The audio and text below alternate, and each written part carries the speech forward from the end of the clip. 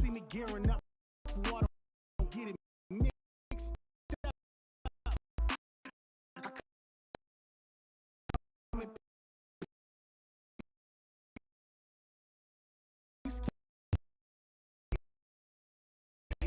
I'm bringing commentary and new releases. I put the mouths in. They get play on X, scared. Draw you on a force, I can tear down. If you ain't tuned into the channel, keep your head down. Cut the fix up. We some baby. Put the switch up. See me gearing up for war, don't get it mixed up. I come in.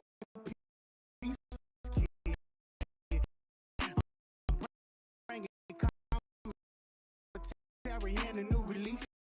I put the mouths in to get prepared now. Play on expert level. Don't be scared now. How much I could tear down if you ain't tuned into the head down.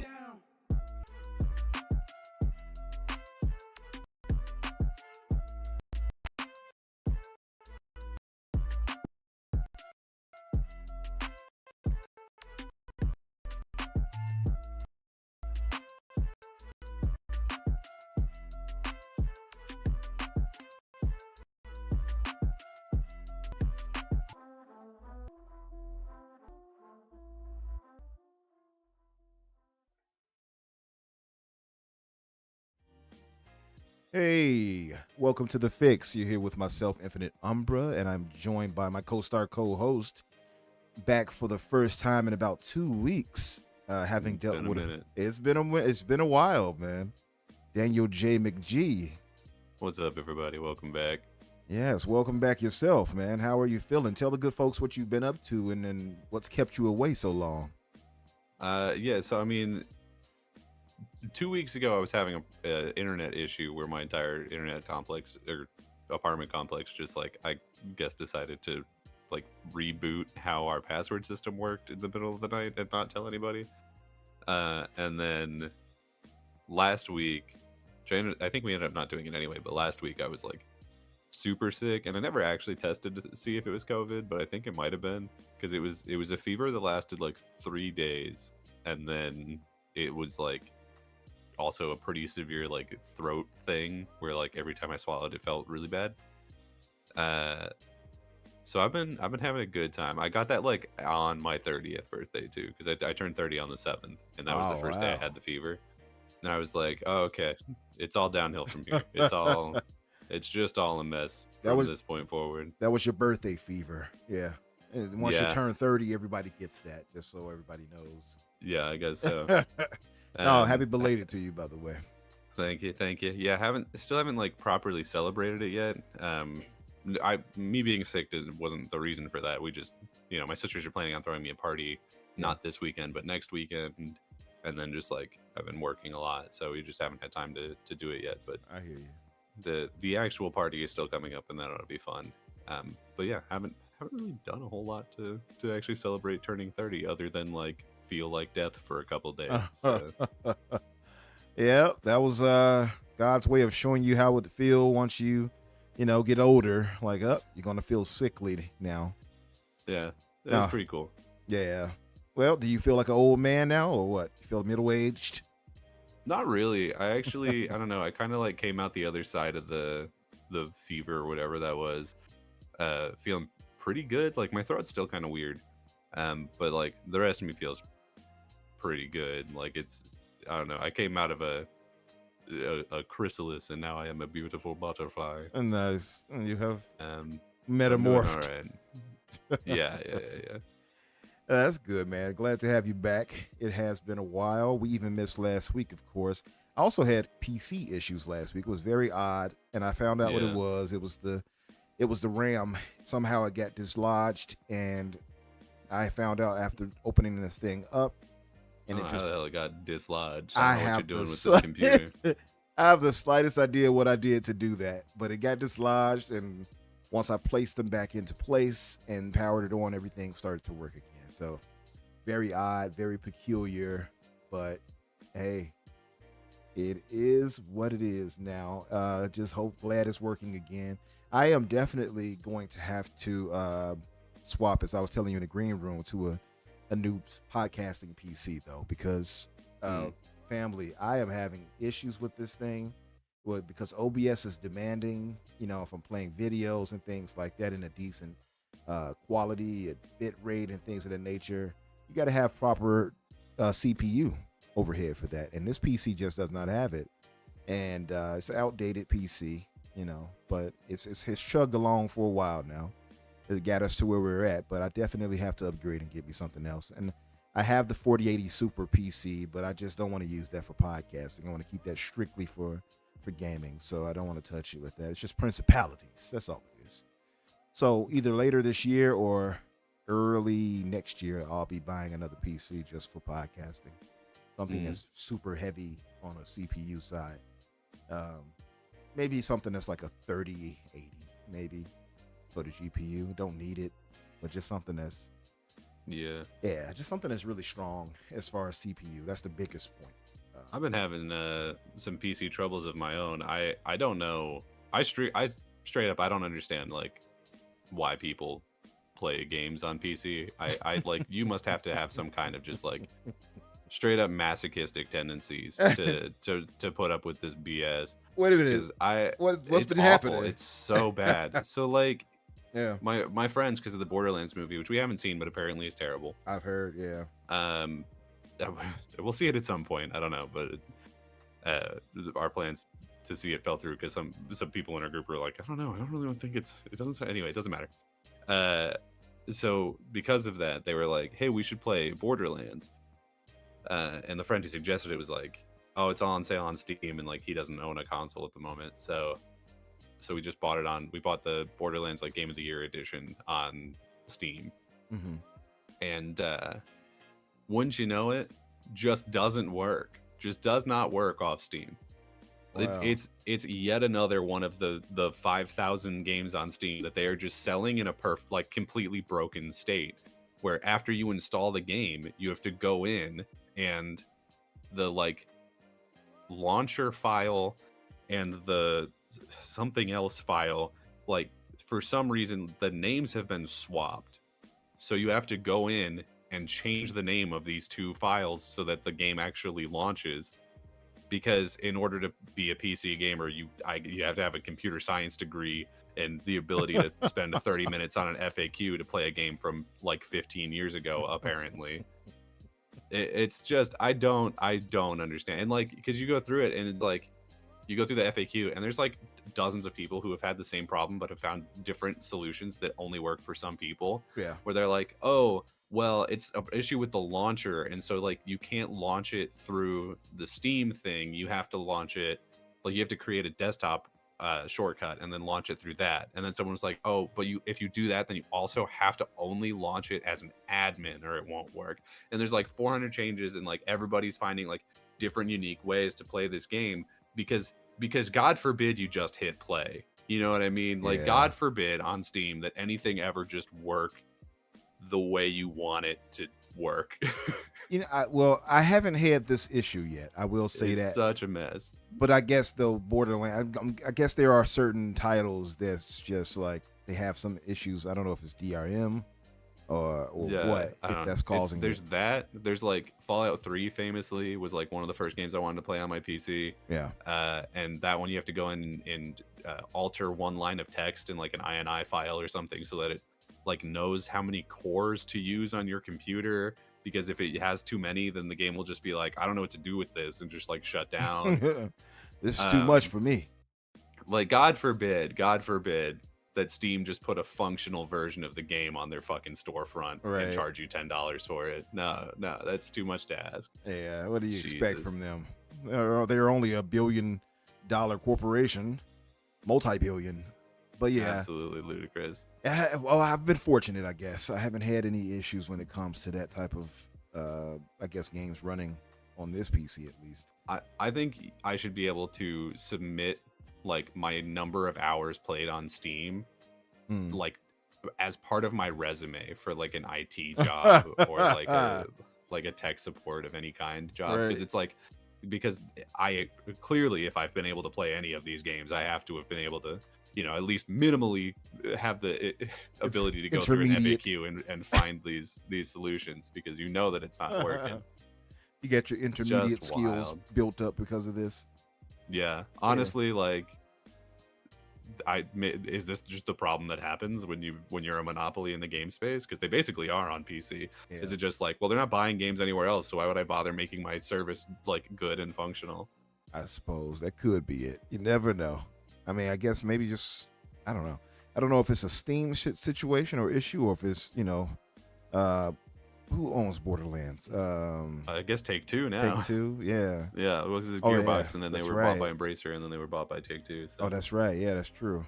So Gearbox, I guess in this case, probably that was their issue. I don't know. It Yeah, just I guess. seems odd. But I had been playing. I had actually played much else outside of this game that Everborn and Kayasanti put me on about 2 weeks ago, which is called Soldiers, SOULDIERS, and that game was for 59 cents on CD Projekt. 59 cents. 59 cents. I almost said CD Projekt Red. CD keys, and Gotcha. Yeah. worth every cent. That's a steal. You're not gonna find a better steal than that, I think, personally. And like I looked at my time, and I know some of it is because I dozed off, having got off work and played it. And How do sometimes you I'll spell just that? I'm gonna try and look it up again. SOULDIERS. It's like Gotcha. soldiers, but soul, and yeah, Oh, is it this like play on it. Yeah. Metroidvania looking thing? It is, yeah. And what's unique about it is, I put in about 90 hours, but some of that is because I dozed off and had the game on. on the Damn. PC as I was playing it. I was so tired, but I wanted to play the game at the same time. But man, 90 hours into it, I think if you play it straight out without, having a game just running, you probably get a good 30 or 40 as a completionist, depending. Probably about 30 hours, I would think. Hmm. All of that for 59 cents. I mean, you can't beat it. And you get what I like about this Metroidvania is that you can play as three different classes. So you have the soldier type, which is the sword and shield. Then you have the archer, and you have a mage. All unique in their own way when it comes to that. But similar in some ways, movement as far as you double jump, things like that. But really good game, man. Really solid, beautiful pixel art, animation and stuff like that. Highly Yeah. recommended. Highly. I had it.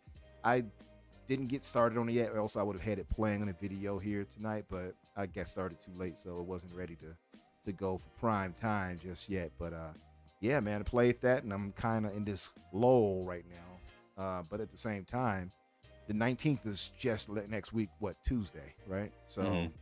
that's when Black Myth Wukong comes out, and I'll be jumping on that. So it is what it is for me. But yeah, are you excited for Black Myth, by the way? Are you thinking about getting that? Not really. Yeah. It's one of those ones where like it looks good visually, but I Mhm. look at it and I'm like, I feel like I've played 17 of these games in the last 2 years.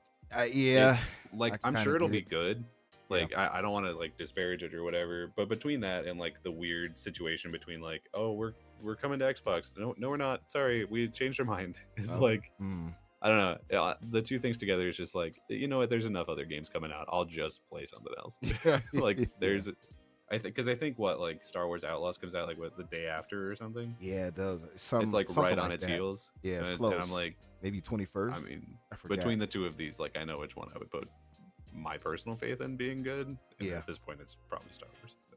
Yeah, that's fair. I mean, that is fair. I don't expect the story to be too strong in Black Myth. In Wukong, yeah, probably not. I just I mean, expect it to be good combat, like a yeah, combat and I'm kind of sure it game. will be. Like, I honestly, I'd be surprised if it was just like complete ass. Yeah, yeah.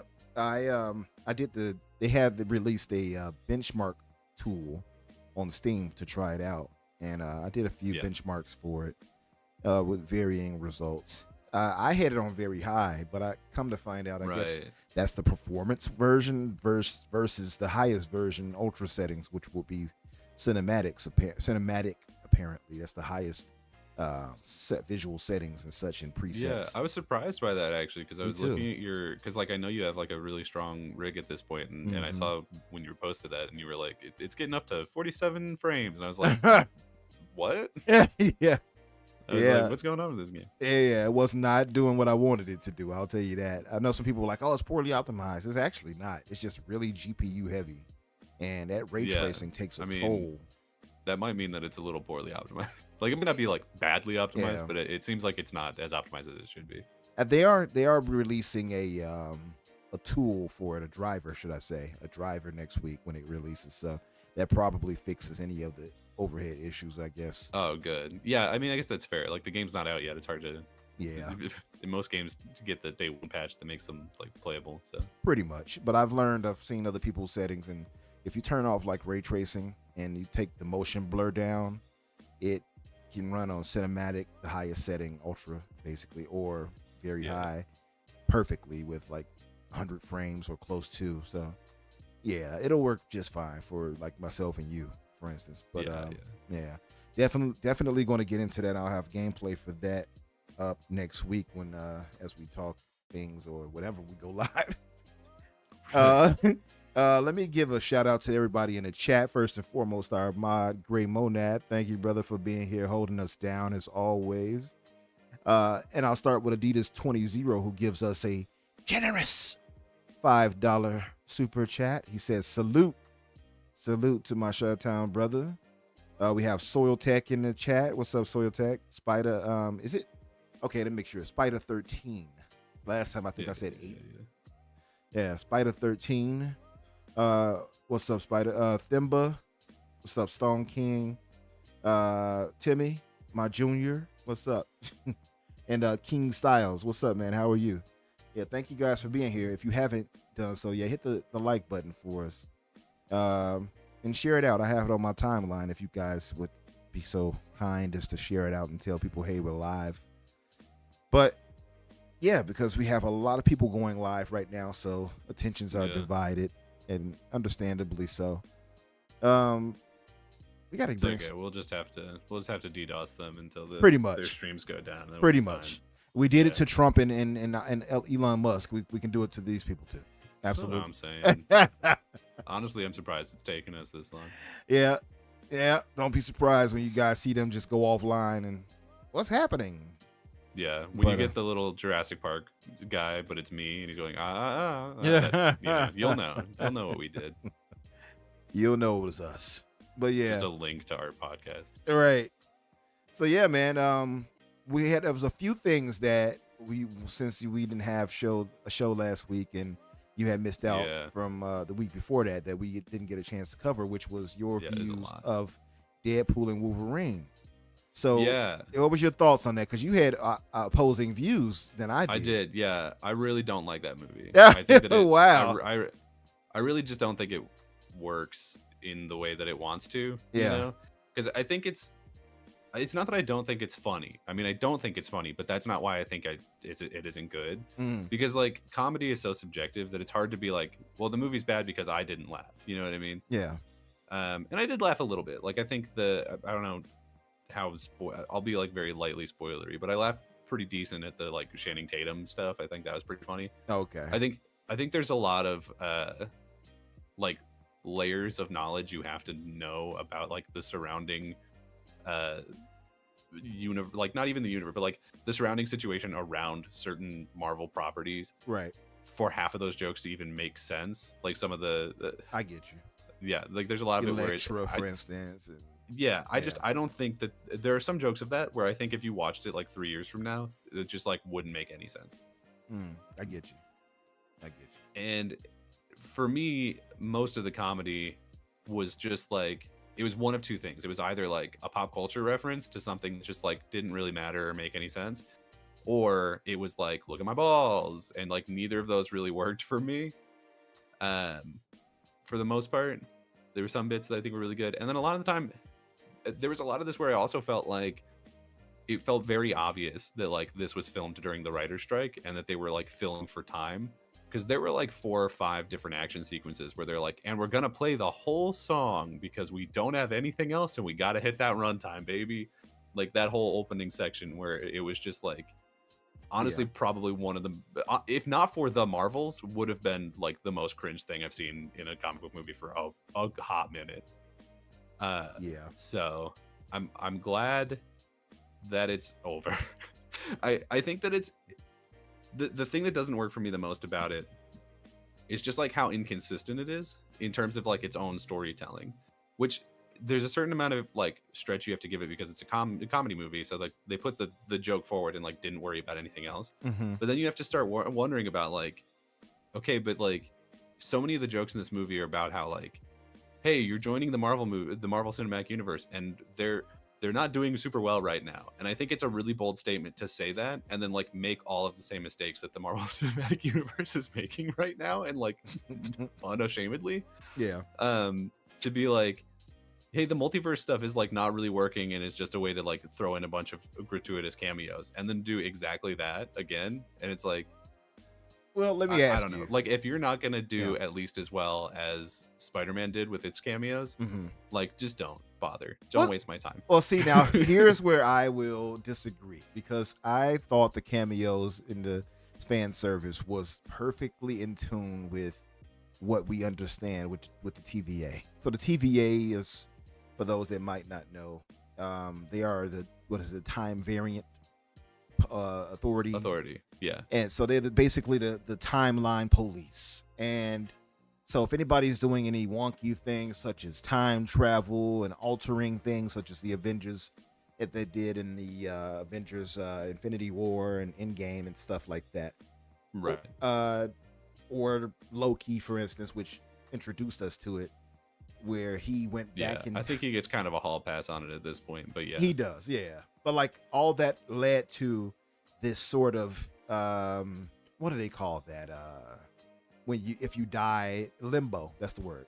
This sort of limbo in between universes and worlds where you're just kind of right, there. the void or whatever. Yeah. It's where it's like, I forget exactly how they described it in Loki season 1, but it's basically just like a trash heap for them to send Pretty much. like timelines that they don't deem worth having. Right. Where they've, decided to kill off that timeline or that universe or that, whatever. And Right. so what I liked about that was that we've already dismissed the 20th Century Fox characters. We've already dismissed, long gone characters Right. from, New Line Cinema, such as Blade. But so to have this where it kind of gives us some closure on those characters, to me, made a lot of impact. It made a heavy impact on me just to see that. That's fair. also, I don't know too, who for, was like, asking Channing. for Electra closure, but I mean, go for it. Shoot your shot. I will say I would have liked to also have seen Ghost Rider, which Ryan Reynolds went on record saying that he did try to get that to work, but Yeah, but he couldn't get Nicolas Cage on board. So that they did try as far as Ghost Rider. But Yeah. I like that, man. I will agree. Nobody was like, "Oh, where's Electra?" But There she is. Wow, we got her back. it still was cool to see. And by the way, Jennifer Garner was looking particularly nice in this movie. I have to say, I mean, she did a lot of training for it. There's a lot of like Yeah. videos going around. Like, I'm happy for her. Like, I'm glad she got a paycheck, I guess.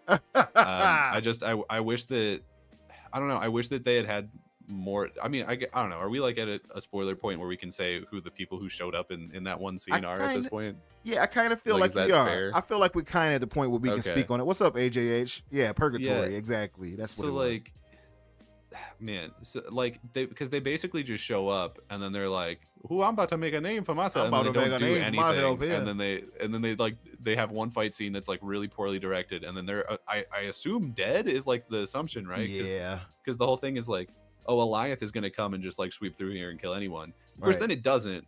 But I mean, Right, because then like we cut back yeah. immediately, and Cassandra's just like fine, and then X-23's at dinner at the end, so like she's fine. Yeah. So what the like heck happened? I guess that didn't really happen.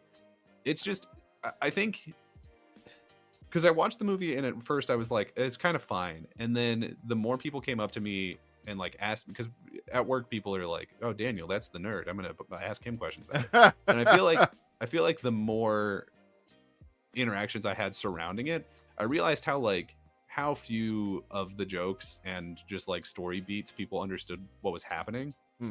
Because so many people at work came up to me and they were like, so what was going on with this, that, and I was like, yeah, okay, so here's how it is, and it's not really consistent. It doesn't make a lot of sense, because it's like, because the whole sort of like crux of the story, which I guess is also spoiler, but it's like the first 5 minutes, is that like, hey, Logan died in the movie Logan, and so that means that the Fox universe is dying, but that doesn't really make sense, because those are like, first of all, completely different timelines.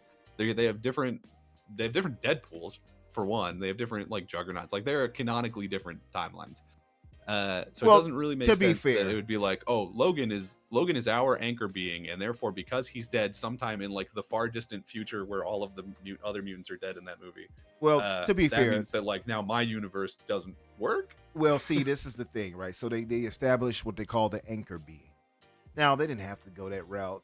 No, and I also think that that's incredibly stupid, because I think in order for an anchor being to be a thing, yeah, like, you already have to give up the impetus of this being like a fictional world. So outside of Deadpool, like, this entire concept doesn't make any sense, because what it is an explanation for like, well, Logan was the one who was making money for this universe, and since he's gone, we can't make money for this universe anymore. Like, that's what it is effectively. I get that. Because it doesn't make sense on a meta level. Like, on a meta sense, I agree. Well, because then like every one of these universes, you'd be like, okay, so the universe is dead when this one character dies, but like all of these characters are going to die at some point. So it's like, how did this universe, and they existed for thousands and thousands of years before the birth of this character, so like, how does that even begin to make sense? And it's just like, just don't think about it, is what it comes down to. It's just like, the less you think about this movie, I think probably the more you can enjoy it. And because as soon as you start trying to like engage with it, it's like, it just doesn't work. And this is where I will agree, and what I'll say I gave it leeway on. For one, it's Deadpool.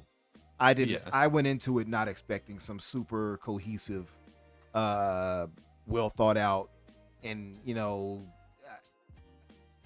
Captain America, the Winter Soldier-esque plot and narrative.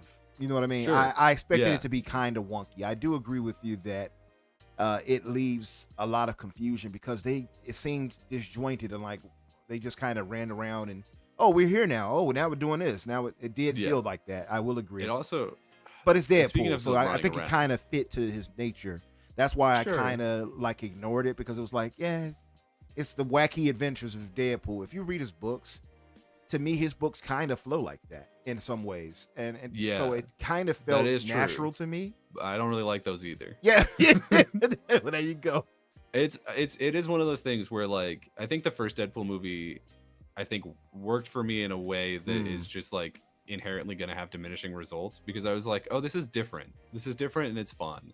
And then 2, I was like, this is still fun, but I don't know what's going on here, and I really don't like that kid, and I don't know why we bothered with him. And then in 3, it was Yeah. like every character's kind of that kid, and I'm kind of sick of them. And you know, I ranked it, and when we talked about it that week, I had a guest on, and I said to me, if I had to rank them, part 1 would be the best overall, just because the plot Yeah. was more cohesive. I think that's a pretty Yeah, common- I think yeah. 3 had the best. I think it had overall best like moments as far as fan service and stuff like that. Like it did so Sure, much when yeah. it came to that would excite people. Like, oh, look, this person showed up. Oh, that's Ray Park, Toad. That's his Toad, and you know, There he is. right there. There's It's the one who got asked what happens when lightning strikes him, and everyone went, Right. "What?" there's Johnny Storm. Oh, there's Pyro, like, and the original Yeah. actual Pyro from X2. So like some of that stuff. And then also just like a bunch of people wearing the T-shirts of the other characters. too. Where it's like, oh, is that the Russian from the Punisher? It was 'Cause it's supposed to be the not Russian. because it's not. Nash, It's definitely not so- Nash. You're right. And I don't know who's recognized. Like if that T-shirt wasn't on, no one would recognize Nobody. that guy. I didn't 'Cause his. Hell, I didn't recognize it when it happened. I found out after. Yeah. I was like, oh, that was him. It took oh. me a minute because I was like, who is that? And it was like, oh, they made a joke about Punisher earlier. I wonder if that's supposed to. But it's like, okay, all right, sure, yeah. Also, too, I would mention, like, what was the use of putting that version of Juggernaut when we already saw Deadpool 2's Yeah. correct version of Juggernaut? Yeah. I didn't understand the reason of putting that, and it wasn't Vinnie Jones, obviously. So it's like, why It even was- put no, him it's in a there? different actor. Yeah, Also, too, the comic nerd in me was like, there's no way in the world she would cut his ankles or cut his head off. That just would not happen because he's just impenetrable. That would not happen. So I was just kind of like a little annoyed by that. But Yeah, again, I kind of wish that they had, because they did have some like villain characters there who were returnees, Yeah. and I almost wish that they had like used the ones that were actually returning more, because like they had Sabretooth and he was just kind of like a one-off like 2-second joke. And I Yeah, was like, true. oh, okay, true. all right, They did have him. I forgot Sick. about that. He was taken out so quick, but that was the original Sabretooth as well. I Yeah. liked it because it just did a lot of callbacks to everything we've gotten to at this point. Now, I will agree with you that if you hadn't seen those things, you'd be a little bit lost. yeah, But since I did see those things, all of it added up to a good time for me. You know what I mean? And I feel that. yeah. I just feel like the movie didn't do enough on its own to like stand as like its Narratively. own standalone movie. I agree. Because a lot of it just like doesn't really like flow. Like even the ending where, and I won't spoil that part, but Mhm. where they're like, we got to do this thing or I this will agree. happen, and then they just like, hey, it didn't happen. You're like, oh, okay. Yeah, I did. I mean, it still gave us like kind of a Cool. big superhero moment. But I do get what you mean. On Yeah, that. I mean, we got to see somebody's photoshopped abs, so that was pretty cool. I was really into that. Was it photoshopped or was that really him? I thought think it was him. just. It wasn't him. I don't think it was Photoshop though. I think it was just like a different actor. Oh, okay. Because they make like a I don't know. They made a joke about it in like a couple of the interviews and stuff. Where it doesn't matter. Yeah. Like his guns were out for most of the movie, and he was looking good. He That, was looking by the good, but he way, wasn't looking that good. speaking of looking good and things like that, Yeah. I loved some moments like that. For instance, we talk about cameos. We saw Wolverine in different universes that Deadpool traveled Oh to. yeah, That I loved. That just blew me away that they would actually do that. So seeing like the Age of Apocalypse, Yeah. Weapon X Wolverine, and seeing the actual size Wolverine, even though that was obviously a joke. He's not that short, but yeah. I think ones like that were funny. Like Yeah. doing that and doing the Henry Cavill one, Cavalrine. were like pretty funny. He but looked I think- surprisingly good as him, by the He way. looked pretty good, yeah. Yeah. But I think the majority of those were just like here's we just basically slap this comic book cover in front of you. It's like, there it is. There's him on the X. There's him in the brown suit. But You're it like, was okay. dope, man. The It's John like, Byrne version. Yeah, I it just looked wish it had dope. like, I just wish it had like meant something, because it really didn't. Like, it could have literally just been like I mean, it literally could have been just Deadpool like flipping through comic book covers and being like, which of these Wolverines should I get? Oh, I'll get the worst one. But then, like, when they Yeah, but explain who why wants he's the that, worst one, though? like, it doesn't even make sense. It kind of Like, doesn't. because he like It's- didn't even do anything. Yeah, he just didn't show up in time, and Yeah, they're Yeah. like, oh, you got that one? He's the worst one. And I'm like, there's no shot that one is worse than the short. Like, there's no shot that guy's worse than the short one. or maybe Like, the short there's one just no shows up. way. I don't know. But He's just like, oh god. by the way, I don't Wolverine can't know. even get drunk. By the way, so that's stupid in itself. I'm just going to throw that out there. His healing yeah, factor that prevents makes that. But whatever. Hey, I let some of these things slide. Being a super comic nerd, I know these things. But I'm like, But yeah, to your point, I get what you're saying. But let's be fair. Nobody would want that. Oh, let me flip through comics versus actually I mean, that's seeing it. basically what they did, though. Like, Yeah, that's, but you to saw me, it, to me, there though. is very little difference. You Yeah, know, I like, see. I it could've disagree. been- I think it the only thing that I registers so got much out more. of that, the only thing I got out of that was I was like, Yeah. oh, that brown costume looks way better than the one. we're It getting in did this look movie. way better. It looks like way better than the one we're getting in this movie. 'Cause Why did I it look think- so much better? I don't know why they just stick I think to the that. one in the movie was pretty bad for most of it. Yeah. He loses the sleeve at one point, and I'm like, okay, this is significantly better. And then he puts the cowl up, and I'm like, Mm-hmm. oh, that looks okay. But then they immediately cut to him being like a CGI model for that entire fight, and then he takes it down afterwards, and you're like, oh, okay. Yeah, They just did it so that we didn't have. Do we just not have Hugh on set that day? Is that what happened? I was happy to And see so- that they brought the cowl in, and that was pretty dope to see. Yeah, I just wish it had like looked better. Yeah, I mean, I wasn't mad at it, but I It's mean, kind of like awkwardly shaped. It- You know. I thought it was okay. I think the problem is like you said. Well, to me, I think it was that one. He was way smaller than he used to be. If this would have Yeah, been I'm sure. the Wolverine version of Hugh, where he was super cut and buff, and he had that on, he would have looked crazy cool in this. I think, right? Yeah. That's one. Two, they took off the shoulder blade things that he usually has on his costume in the books, the blue shoulder pad things. I Sure. think that it made his shoulders look smaller in this, so it looked awkward a little bit. But I still appreciated actually seeing. I mean, 20-something years in the making, finally getting to see that. So I'm glad that yeah. they put it on. I just wish it had looked better. yeah, That's pretty much where it is. Where like it's like it was a good idea. Yeah. I'm glad, like, it was a good attempt. Way to go! Happy for you. Here's your participation award. yeah. Please take it off. Please take it. Definitely don't do the climax of this movie with that still on. Oh, you're doing it. Oh, they're doing it. They're doing it. They're going to keep him until he's 90. Yeah. Jesus. I loved it, man. I thought it was good. I still came away, I think, with a 7.5 out of 10. I wasn't far from that. I just don't think Yeah. like I think for me it was like maybe a 6.5. Like Oh, I don't okay. think it was like bad. You I thought it just was, think- yeah, because 6.5 is I- not a bad No, rating. I just don't think it was like fine. Okay. It was fine, and just like it's just diminishing results for me, you know. I think especially in terms of like the action in this one, I feel like it was pretty weak. Like there were a couple scenes that were pretty good, but just like the direction of it, where it was like half of these fights are either going to be us standing in a desert Mm. in like just a field, or it's going to be two guys who can't get hurt just like stabbing each other, and I'm like, cool, you may as well have pool noodles right now. Like it does, like this is meaningless. Well, let me ask you, do you think you might be a bit too strict on it? I mean, maybe, but at the same time, like I was sitting in my theater, and the only time that I think I heard anybody laugh in the entire time I was watching it was there was a child, and it was relatively full theater. There was a child who laughed at one point when Deadpool said something about like, "Oh, I don't have a lot of vaginal sex," and then What? this like 12-year-old kid laughed. Oh, and, no. And his dad was like very clearly shushing him, and then like nobody made a sound for the rest of the movie. And I think that pretty much like that's pretty much like the basis for it is like I don't think it's a bad movie. I think you just kind of watch it and you're like, oh, okay, Yeah, I think like let's go home now.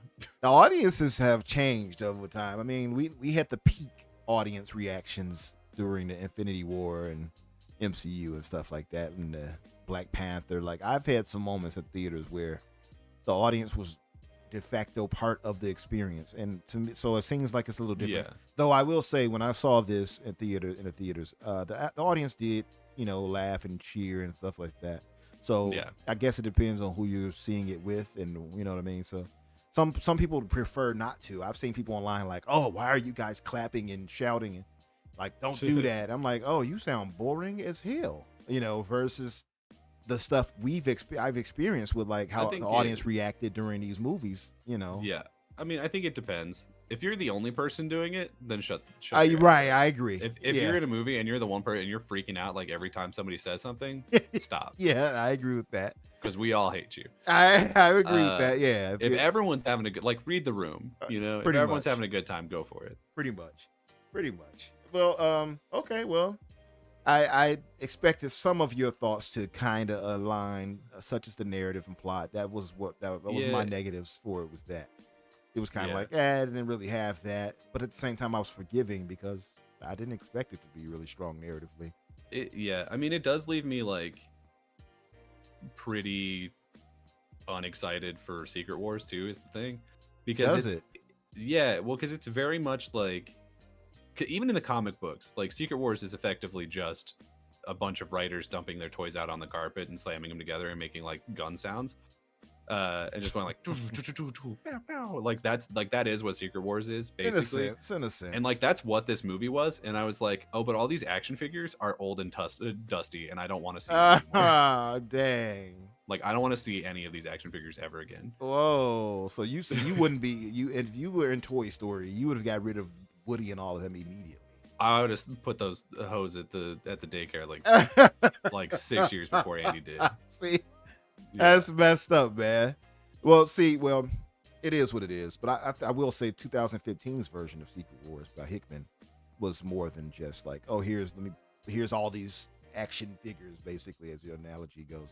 I think he had a solid plot for his that really worked pretty well, which stemmed off of his Final Fantasy, off his Fantastic Four run, which was really solid. So I don't know. I can't wait to see it. And I know people were like, how's Robert Downey Jr. going to fit his Doom? And he won't, but it's fine. I think he will. I don't think anyone will fit, really. I think that it's gonna be a lot of like what this movie was. It's gonna be a lot of like, except fan service. The exception between this and that is that this is people from like old movies that no one cares about anymore coming back, and in Secret Wars is gonna be like fan castings that we'll never see again. Because like, I mean, the Robert Downey Jr. thing is a perfect way of explaining it. Yeah, like the Robert Downey Jr. is the perfect way of looking at it, where it's like, first of all, it's an awful idea, because it really is like, first of all, some of the most blatant like stunt casting you could do. It feels desperate. It feels like you're breaking, like Secret Wars feels like they're just breaking every single in case of emergency thing to like just try and make enough money between now and when they can actually like start making good movies again with X-Men, hopefully. To like scrape something along, because they're like, oh shit, what can we do? Okay, well, we can bring back the Russos, like they're pretty popular. We gotta the Russos reached out to them, I believe. What do we do about the Kang thing? Oh well, we can't use him because he's like a bad person, it turns out. So we'll bring in Doom. Everyone loves Doom, but who can we get to play him? I don't know. Robert Downey Jr. Cool. So, but are we gonna like still let him be Doom? Probably not, because he's Robert Downey Jr. Like he's gonna be making quips like probably the whole time and not wearing the mask. I hope they don't. So we're just gonna like go for that. Say what? How do we justify this? Just have him say different mask, same task, and that'll be all everyone needs. It'll launch like 1,000 articles into the Ethernet, and then like by the time the movie comes out, no one will care anymore.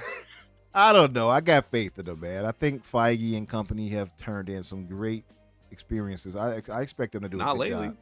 Well, yeah. It's been a minute. It's been a while, but I still think that I thought Deadpool was decent, and I thought, for instance, Spider-Man, what was it, No Way Home, I thought was really good. No Way Home is the only movie I think that's done the multiverse thing really well. Yeah. Because they didn't just bring characters in to be like, there he is, point at him and clap. They brought him in and like they had an actual arc for them. Yeah, that's true.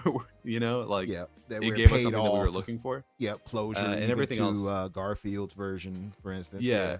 And then everything else has been like the Multiverse of Madness thing, where they're like, well, people want John Krasinski to be Mr. Mr. Fantastic. So Fantastic. we're gonna put Yeah. him in there in the Tournament of Spaghetti. I loved it that he So that'll be popped up as cool. him, but it did kill me that they took him out so quick. I'm like, no, why? Like Wanda, Yeah, no. I mean that's probably what Secret Wars is going to be a lot of. Is there's going to be a lot of just like real fast cameo cuts like that, And where people just murders getting and bodied. such. Yeah, like Oh. it's gonna. I You pretty much might be guarantee it. right. That sounds actually now that makes some type of sense. Actually, now that you say that, They're I don't definitely know. going to be We'll like see.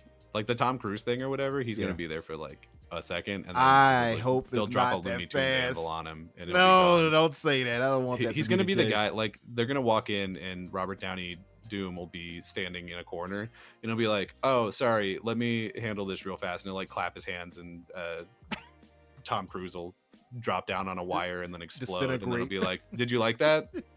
Is this what you bought your ticket for? Please don't let Please that leave be a the good case. review." Please don't let that be the case. That said, let's move into the news roundup, man. Yeah. that Deadpool and Wolverine discussion brought to you by Daniel's What's up, buddy? pessimism. Hey man, I think there's a lot of things that are gonna come out that are gonna be really good. I Yeah. just don't think it's gonna be Secret Wars. Oh damn! What's up, Pete? What's up, brother? I got to hook up with Pete as the pause. I got to hook up with my brother again. Pause again. I have not had a chance to be in any Xbox parties with anybody. I have been aloof. What's up, Pete? I have been really aloof, so I haven't had a chance to kick it with him or anybody really. I've been kind of solo dolo as far as gaming goes and stuff, and I do miss talking with my brother. So I'll hit you up soon, probably this week, man. Let's jump on and get some gaming on. I know Pete was telling me about Space Marines, which looks excellent. Yeah, that's pretty soon too. I think that's what, like September? Is that next month? I think September. Let me look it up. It's like the second half of September. Something like that. I think it's what was it, September 16th? It's either September or October. I don't remember. Oh, actually, sooner than that, September 5th. Oh hell yeah, dude. So yeah, that's not far away at all. Yeah. In terms of games I cared about, they really like packed the tail end of this year. Yeah, got a lot coming up this way. Like you said even earlier, Star Wars Outlaws, for instance. So I'm gonna have my time taken away.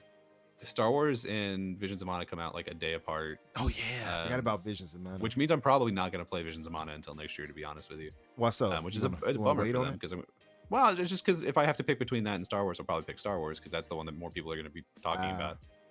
Okay. So I'll probably start there, and then by the time I'm done with that, there'll be some other game out that I want to play, and that'll just continue the cycle until beginning of next year when there's nothing coming out again. And I'll be like, oh, that's right, Visions of Mana, and I'll circle back.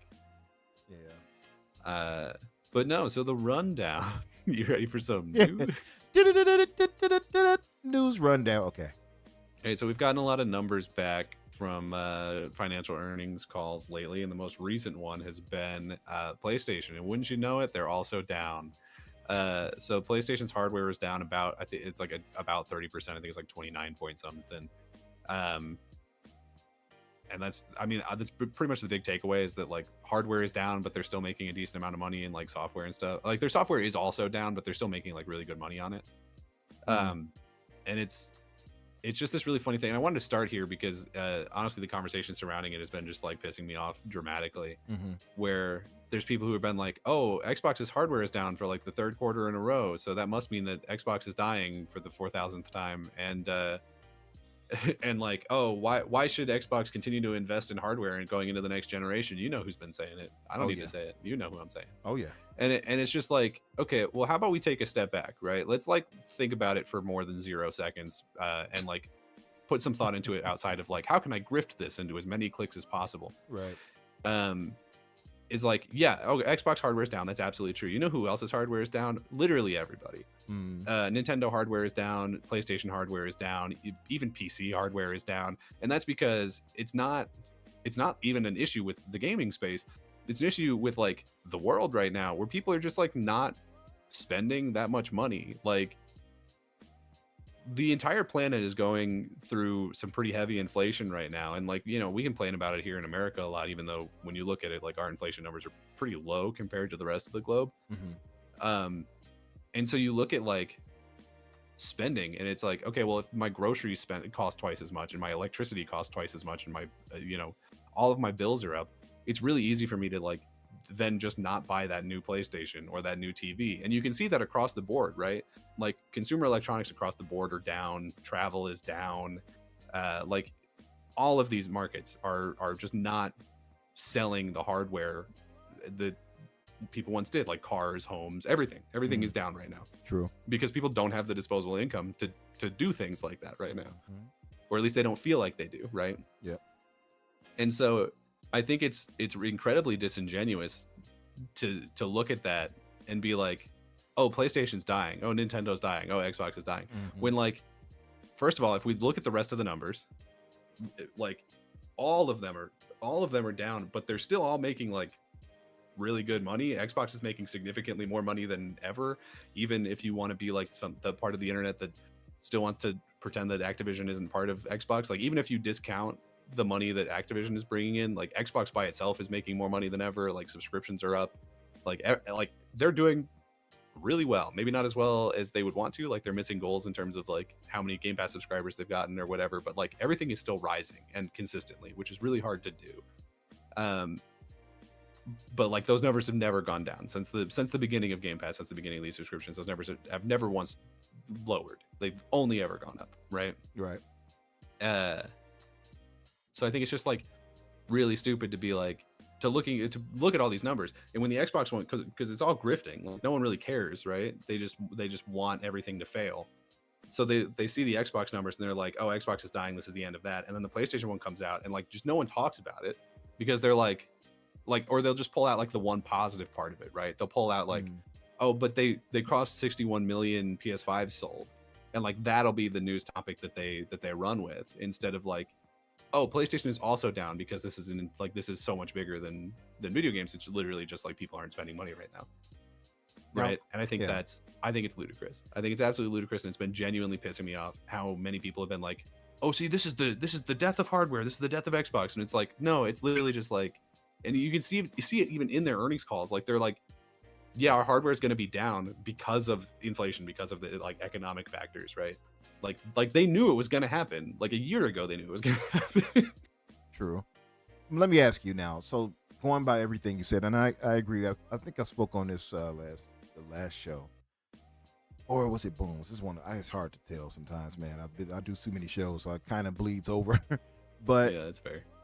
One of my thoughts is like, I get when they say, hey, this is Xbox and it's unique in some way, but like, for instance, Nintendo, even though they've had a downturn as far as things go, it's not really a negative for theirs because they sell so much hardware versus the other two. And Sony is, still. But even their hardware's down. Like, true. Nintendo this quarter was down like 40-something%. That's true. But I think people tried to make it into a thing where Xbox was already struggling with hardware.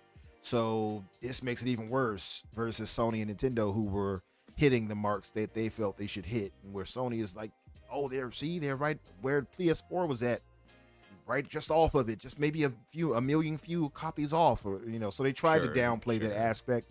But I would say, and you tell me if you think this is what it is, because you mentioned the clickbaiting. I feel like it is definitely part of it. Yeah, and I think you're right. And I think some of it is that the news cycle has been so slow, which we both can agree with, that maybe they needed this for a bit of controversy to speak. They had to drum up something. Oh, I mean, it's definitely possible. Like, I think even if there was a lot of news, they probably still would have been dogpiling on it. Yeah. And the funny thing about like dogpiling specifically on it on the Xbox side is that, like, when you look at the earnings calls for the Xbox thing, it's like hardware's down, and then literally everything else is up, right? Like, I think maybe there's like one other thing that was down, but it like wasn't even related to Xbox. It was related to like Windows or something. Like, everything's up. Like, their subscription numbers are up. They're making more money than ever. They're doing true. Genuinely, Xbox is like just quietly been on a tear lately in everything except hardware.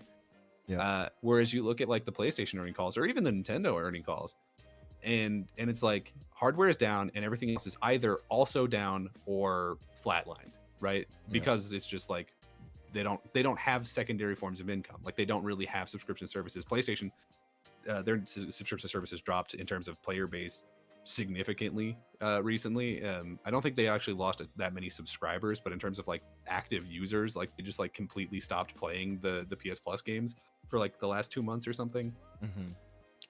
Yes, they And lost so like it's like, 40%. Was it something like yeah, that? it was like two of their tiers. They lost like it was damn near 50% of their people who were actually playing the games. The That's people didn't right. stop subscribing, so they still got the money. Like they're fine. Right. But it's not a great sign when it's like, hey, our monthly Monthly active active users users. dropped Yeah. like 50%.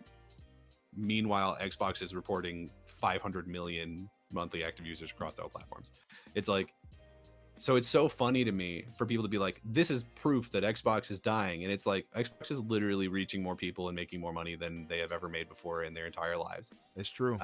They are speaking very loudly about how they are going to continue to double down on hardware and software and all of these things. They're like talking about moving into a handheld space. Like they're doing all of this stuff because almost every single thing that they've done for the last 5 years has ended up being successful. And like they've stumbled a couple times on the way, but all of their business plans have worked out. And you can't say that about PlayStation. You can't, right? You look at VR and it has failed catastrophically. They've dropped basically every single VR studio that they've had. Even some of the studios that they didn't end up buying that were working in VR got purchased by Meta and then also shut down, right? Like we just saw, was not Supermassive, but whichever one that was, the Ready at Dawn. Mhm. Like they just got shut down too. Like VR as a whole is failing. We're True. seeing like their live service initiative completely failing, right? We're one of the other news stories that we'll get to in a second here is that like the Switch is being delayed until like way later in 2025 because they don't like know when they're gonna put it out, and so they've been telling other devs that like, hey, if you have a port or whatever coming to Switch 2, like hold on to it because it's not happening for a while. Like I think it is so ludicrous for it to be Xbox that people are pointing at and being like, oh, they're failing right now, when objectively, based on like actual literal numbers, they are doing significantly better than anybody else in the entire games industry right now, and like by a lot. Mm-hmm. No, I agree with you. It was definitely sensationalized, and Xbox typically comes up on the short end of the stick when it comes to that. When it comes to these journalists, that's the one thing I think we can all kind of agree on. Well, maybe not our Who brothers, to be fair, but we will acknowledge that, and I agree largely. Yeah. I think though I'm at this point where I don't want this to sound callous, but I don't care when they say this stuff anymore. I don't know. Yeah. I really don't either. It just like you see it on your timeline, and it's when I see it from people who like I respect. Mhm. That's when it pisses me off. I get you. Yeah, right? I get you. Where I'm like, why you? I know that you know better. If like Yeah. Juju dumbass 6969 on Twitter says some shit, then I don't care because that's nothing. If Right. like some guy who I've watched from like IGN and then all this other stuff starts talking sideways because he's grifting and needs to get extra clicks on his videos, then I'm like, I know for a fact that you know better. Like Mhm. I know for a fact that you are able to look at these numbers with any amount of intelligence and know that this is not actually what's happening. Yeah. You And you've have chosen not to. and you have some people like Jez, shout out to Jez Gordon, who will see this and speak truth to power. So I think you get a balance. You get a mixture and a balance of it. I know some people, and now I remember where we had this discussion. It was Boom Show for sure, because a lot of the chat was upset with I'll just say his name. I don't feel like dancing around it. Yeah. Tom Warren. A lot of people were upset with him about that. And they thought that he was doing a lot of clickbait. I was more lenient because I don't usually see that from him, so I kind of gave him more leeway. But I think that's you fair. all might be right. I mean, to be fair to you all might be right. Maybe I'm being too lenient in that case, but I think that what you said had some fairness. To be fair to you, I think you make a good point, is that he sensationalized it when he didn't necessarily have to. It's like I don't necessarily like hold it against them, because it's like, hey, everything costs more and you need to get more clicks on your website. Like I understand why you're doing it. Yeah. But then like I don't even think it was him who did it. It was, quite frankly, it was Destin Legary who, like, he was saying all this stuff, and then he would also come back and like comment on all this stuff, and you're like, I can't believe that you guys are upset about this. And it's like, yes, you know exactly why people are upset about this, because you intentionally said it in such a way to upset people so that you could get more engagement. Like just own your shit. Like I don't That's go funny. ahead and say whatever you want. That's go for it. Like You say, we "Well, all see stand what you're on it." doing. We You all say know. stand on it, basically. We all know. Yeah. Like Look, you can't be like, actually, I hate all of you. And then when people are like, wait, what? Why? Then you can't be like you can't be mad at them for being upset for you saying some intentionally inflammatory stuff. Yeah. Like, what are you talking about? I get it. You know, and I give Destin a little leeway too because I like Destin. And shout out to him because he actually had me featured on one of his videos recently. Yeah. Although he did call me Infinite Umbrella at first. I was like, oh no, not him too. Pretty good. Yeah. That's a good umbrella. He corrected it at the end. He's like, Umbra, but I think he said it even weird too. He's like, Umbra. Yeah, see, Umbra. And I was like, okay, you said my name terrible. But he did. No, I really like Destin. Yeah. It's just like every now and then he talks out the side of his mouth, and I'm like, Yeah. what are you doing, dude? And then he'll play the innocent and stuff. I get what you're saying, and I know a lot of people kind of get upset with him over that. Yeah. I guess it's like the best way I can put it is I definitely get the complaint, but I feel like I have moved past so much of all of that. I don't know if it's at my age finally catching up or what, but that I feel like Did you also have the 30 flu? I had that. Yeah, I had that some years It back. hits hard, let me tell you. Yeah, I had it some years back. Yeah, they course corrected me. But like, I feel like I hear them say this, and I'm like, okay, that's their opinion or whatever. And even if it's manufactured and it's not genuine, I might not vibe with it. But I'm like, I'm not even going to give them that energy. You know what I mean? That's how I feel about it sometimes. Unless I know it's blatant and it's like heinous and it's something they continuously do. I think Destin kind of skirts the line, but I don't think he's negative to Xbox, right? That's the way I look at it.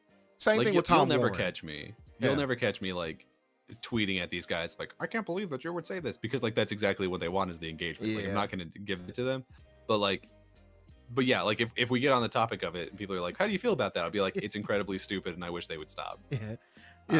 Shout out to Pete. What do you mean, Pete? He says, it must have been a terribly slow news week if Destin is mentioning you, Infinite Umbrella. Damn. That's messed up. And shout out to Pete, by the way, who donates a $20 Australian dollar due. He says, Space Marines 2 looks effing amazing. What class is everyone going to play first? I think I'll play either Vanguard or Bulwark. Man, I have not. How am I say this right? Bulwark. Bulwark? Bulwark. I don't know. Yes. You could probably just like mumble through it and people would probably be fine with it. Bulwark. Yeah. I actually haven't looked at like the classes or whatever. I don't know. I know that I like when we get to multiplayer or whatever, I'm going to be playing a Blood Angel, but that's about as far as I got. So here's the classes. I actually have it on the screen right now if you look at it. So oh, hell yeah. From Insider Gaming, they highlighted a few of them. And look at Warhammer 40,000 Space Marine 2 classes. That one, by the way, in the middle. This is one I'm going to go for. I believe this is the Bulwark class right here, Pete, that you were talking about. He looks badass, a sword, energized. I saw the guy with the jetpack, which I can see he has on, flew off and started slicing things up. So you have this. These are the different classes. Is this just for the multiplayer, or is this for the campaign too? I believe both. Do we know? But it might just be for multi.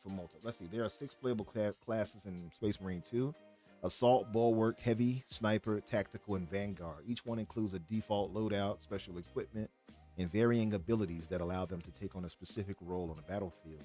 Everyone will likely wind up with a favorite, and I know I'm eyeing the Assault class for its Thunder Hammer. Oh, that's the one that has the hammer. Yeah, that one looks pretty cool too. I'm torn between that and Bulwark, because the Bulwark has, where is it? It has, you get the plasma pistol, power sword, and a storm shield.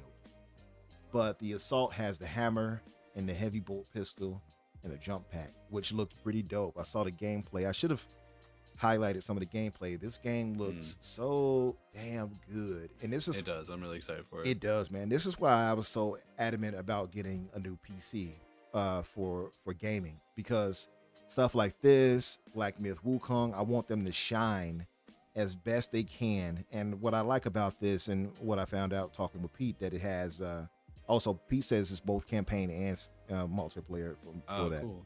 So, but what I found out is that, this has crossplay. So I'll be able to play on PC with people on the console and stuff like that. So that's nice. That's perfect for me. If I can get it to this best fidelity and everything and 60 plus frames per second, all for it. The game looks really good. Cannot wait. Revitalizes my love for Unreal Engine even more. Cannot wait, man.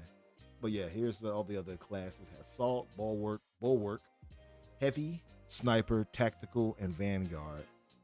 And you know what this looks like, by the way? If you watch the gameplay of this, it looks like an evolution of Gears. This is Gears times turned up to like times 5 as far as the Yeah, I mean, gore it's and violence. pretty heavy there. Yeah. I'll probably have to go heavy for campaign at least, because some of these I don't think are gonna work super well if you're playing like single player in the campaign. Because like, how the hell are you gonna snipe a wave of Tyranids? Like, that's not working out for you, bud. That's what I thought too. I said the Yeah, same. so I'll probably end up going heavy on that. Yep, I agree. Because the sniper But I we will thought was the see. most useless in my opinion. I feel Yeah, like a I mean, lot of snipers are this is cool. kinda, Like, if you're doing multiplayer, I'm sure that'll be really useful. But Yeah, in to be campaign, maybe fair. not so much. To be fair, yeah, that's a fair point. But like, Yeah. because you'll have a squad doing their thing and you can kind of Yeah. stay back. I think it's probably for the person who was not trying to be super active Yeah. on button presses. Or even if maybe. you're playing the campaign like in a full squad or whatever, and you've got like one guy who's going to take out like the really big targets or something, while everyone else just like stands in the way. Yeah. So AJH, you say the tank class, that's the heavy. So the heavy bolter and the bolt pistol with the iron halo. Iron halo. All right. Yeah, this is it's looking really solid. I cannot wait to play this. A buddy of mine, Casual, keeps trying to get me to talk about Warhammer more. He tells me to do it. I didn't know this, by the way, that Warhammer has like an animated show and everything like that. Did you know about that? Probably. I mean, I don't specifically know which one he's talking about. My assumption would be there's multiple. I know there's like a YouTube mini series that was really popular for a while. That was like fan made. Okay, yeah. He said it's an official one that's on a Warhammer Plus channel thing, and if there's a Warhammer subscription service that they're hiding a show behind, I'm not aware of it. Yeah, I've never knew about it. He was telling me about it, and I was like, okay. Yeah. But yeah, a lot of these look really dope. I agree with you on a sniper one. It seems useless unless you're playing in a team. In campaign, yeah, for sure. Yeah, but for me, it'll probably be bulwark, if not assault, because I do want to use that hammer. That hammer of the hammer of dawn. I'm gonna call it. Catch me and my friend Sky playing it as a blood angel and a salamander, respectively, looking like Christmas. Nice. It's gonna be great. Yep. In other news, if you're ready for another one, yes. We already kind of mentioned it, but Nintendo is telling their partners that they are not planning on launching or probably even really talking about Switch 2 prior to April 2024, which has got everyone pretty heavily expecting it to be like a October, November launch of next year. 2025 is what I meant. I wrote 2024, but next year. So basically this came out in terms of I think it was specifically Devolver that I guess was working on, because they've had the what were they called, the dev kits for a while, and I guess they've been working on some like ports and games that were expected to launch on Switch 2 that now will have to come out on that platform a little bit later. Yeah. So they're not necessarily thrilled about it. So this is the one here, right? Is this the one, or is this is actually older, actually, because this was February they posted this. They said it was delayed until March of 2025 to combat scalping, so it's even more than that. It got pushed back even more, yeah. Wow. So I mean, it's hard to say it got pushed back because like it's never been officially stated. This is all like internal delays, but yeah. This one I think hit the mainstream mostly through Jeff Grubb talking about it on his Game Mess warning. It is sort of an interesting situation because weirdly it kind of leaves the door open for Xbox in a couple of ways, because it seems like Nintendo, I mean, is sort of holding off a lot of their bigger games probably to launch alongside the Switch 2. People are expecting that to be the case for like Metroid Prime 4 and some stuff like that. And obviously we know that PlayStation isn't planning on putting out any games of note for the foreseeable future. So it kind of leaves the door open for Xbox to really come in and crush it with these next couple of games that they're launching and be sort of the only place dropping new exciting games for the next like 6 months. Yeah, they have a definite like I guess opening to do what they need to do. I mean, they're gonna have some delays too. We already saw a few. Yeah, we saw Avowed hit that. Yeah. Although it's being delayed to pretty early next year. I think it was like February. February, like Yeah. early February. Yeah, like February the 18th, I Um, think they said, or something like that. something like that. So like that got pushed back, and the reason they gave for that was like, oh, it's just too many games coming out around that time, which like I do buy, but I also think probably they wanted a little bit more time on it. Mm-hmm. But like even without that, obviously they've got a Call of Duty coming out, they've got Indiana Jones coming out. Like they're going to be fine in the second half of the year, and let me hopefully ask them. Yeah, some people are speculating. They think that Indiana Jones. I was into space, and a couple of my Who brothers were like, "I think Indiana Jones is going to be delayed." Do you think that?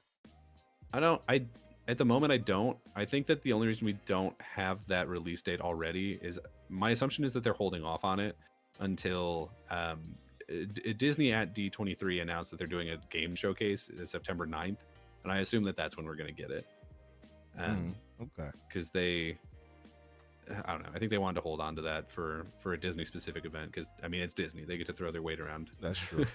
That is true. I feel like it'll still release time because I feel like if they were going to do that, then they just would have kept the Avowed where it was at. It's because it's not like Avowed was moved because it was like it's still development hell or something. It was moved because it was oversaturated. Or they would have like told us that it was delayed at the same time that that Avowed was delayed in order to like minimize just, like, do both at the same time. Yeah. I think that would make more sense. I'm not saying that it couldn't get delayed. Like anything's possible. True. But I'd be mildly surprised at this point. I also think that it's one of those things where this feels like a game that's actually been done for quite some time based on what we've heard. Yep. And so I think that they were just like looking for the right slot for it. My biggest question at this point would be whether or not it's going to come out in time to like qualify for the Dumbass Keeley Awards. Oh, yeah.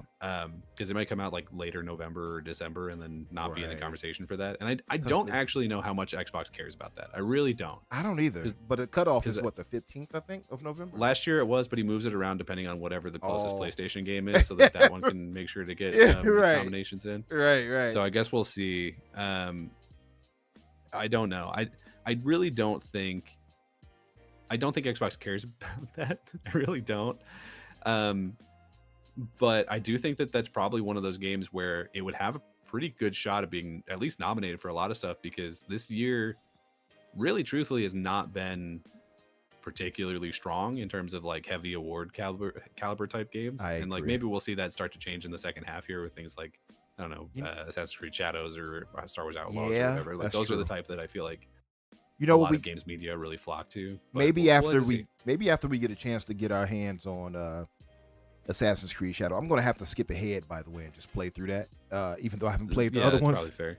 Have you even started? Because you were saying you were going to start playing through them. Did you even start like Unity or whatever it was? I started playing other things. I played Skyrim. I put those Novus mods on it with the 2,000 plus mods and made it look so insane. You were looking at your stack of homework and you decided to go and just do somebody else's homework for a while. Pretty much. I got to get myself focus.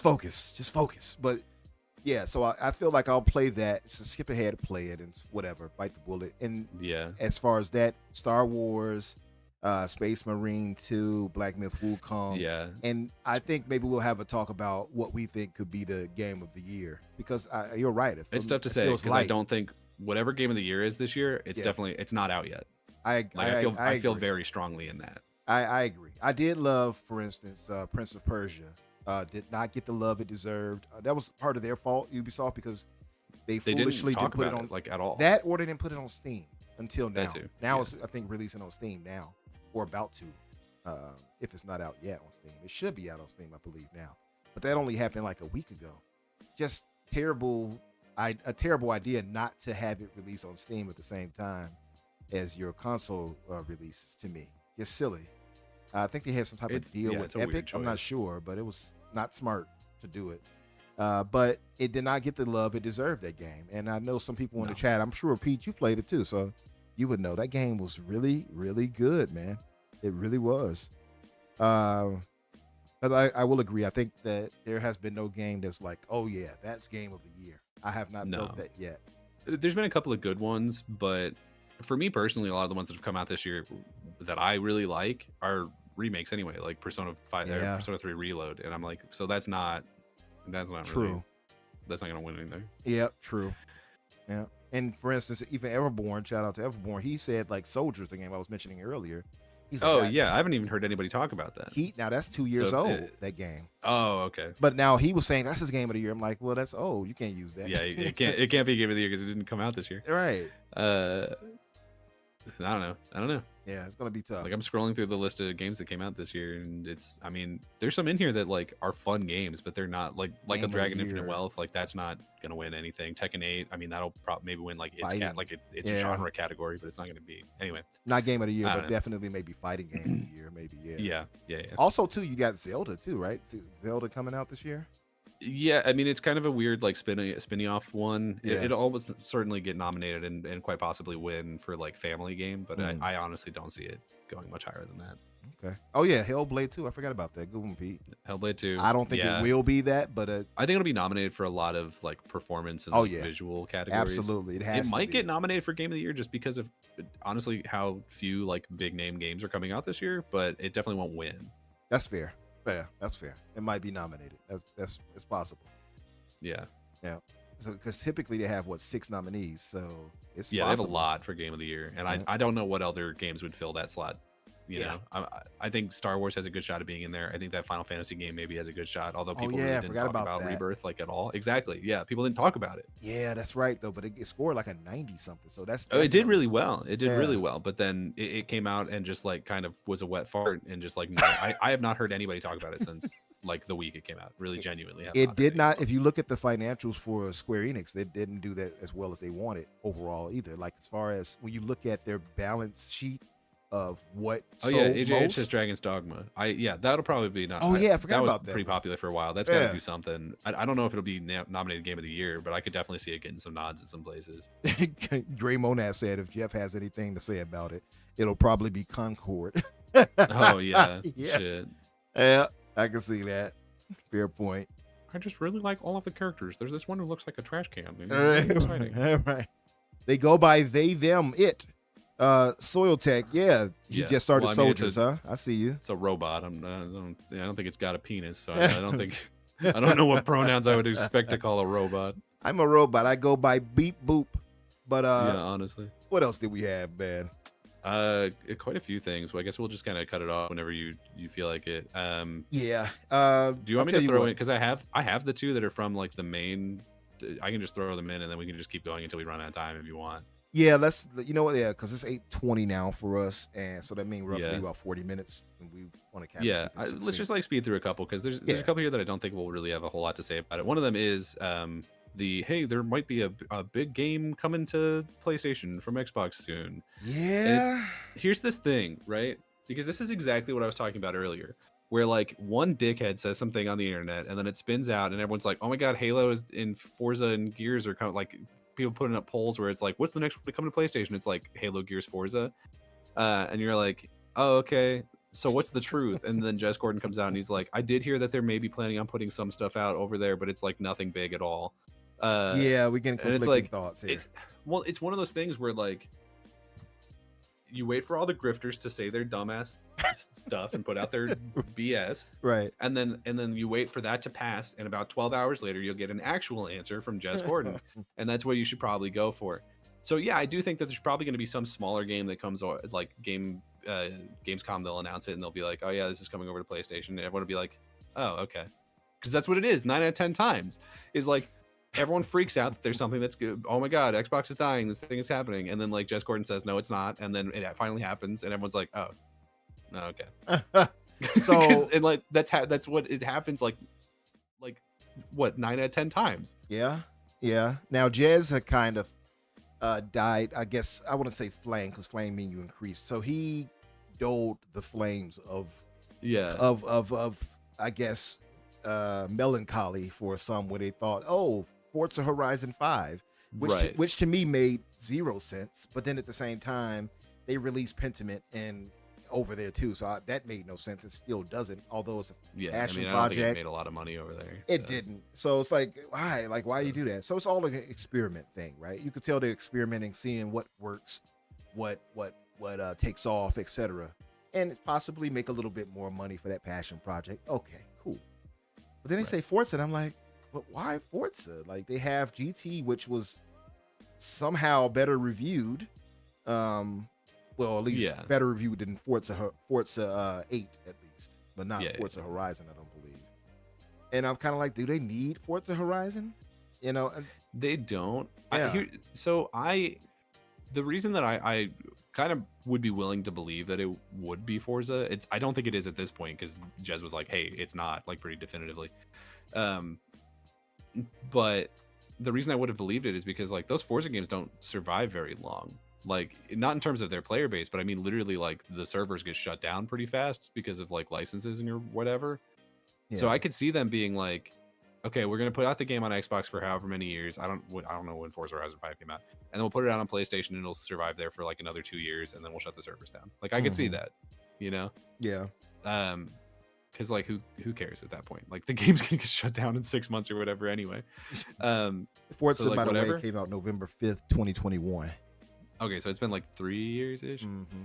Probably 3 years by the time it comes. Like, if they announced it at Gamescom, it'd probably come out like November-ish, and so like Yeah. so it would have been about 3 years. Yep. Yeah, I could totally see that. I wouldn't be upset about that at all. I understand that it would be like maybe a big hit for like the fan wars or whatever, because it's True. like, oh, it's one of the big three, but then also at the same time, it is very much, it is one of those games where like, yeah, where it makes the server's sense. gonna be shut down in 2026, so like, Yeah. so And it does make some sense. Like, you can rationale this out and say, well, it's a live service. It does work in that sense. Also, it Yeah, improves sure. the player base where people can race against each other, cross play. So, I like you And say, they're I probably wouldn't be gonna upset announce by another it. one pretty soon here, so That it is would be true. like advertisement for the next one. Like, Yeah. it makes sense. Like, I wouldn't be upset about it. I just think it's really funny to see all the grifters being like, Xbox is putting one of their biggest games over on PlayStation, and then like, even if it was Forza, it'd be like, okay, and Yeah. like, yes, and Yeah.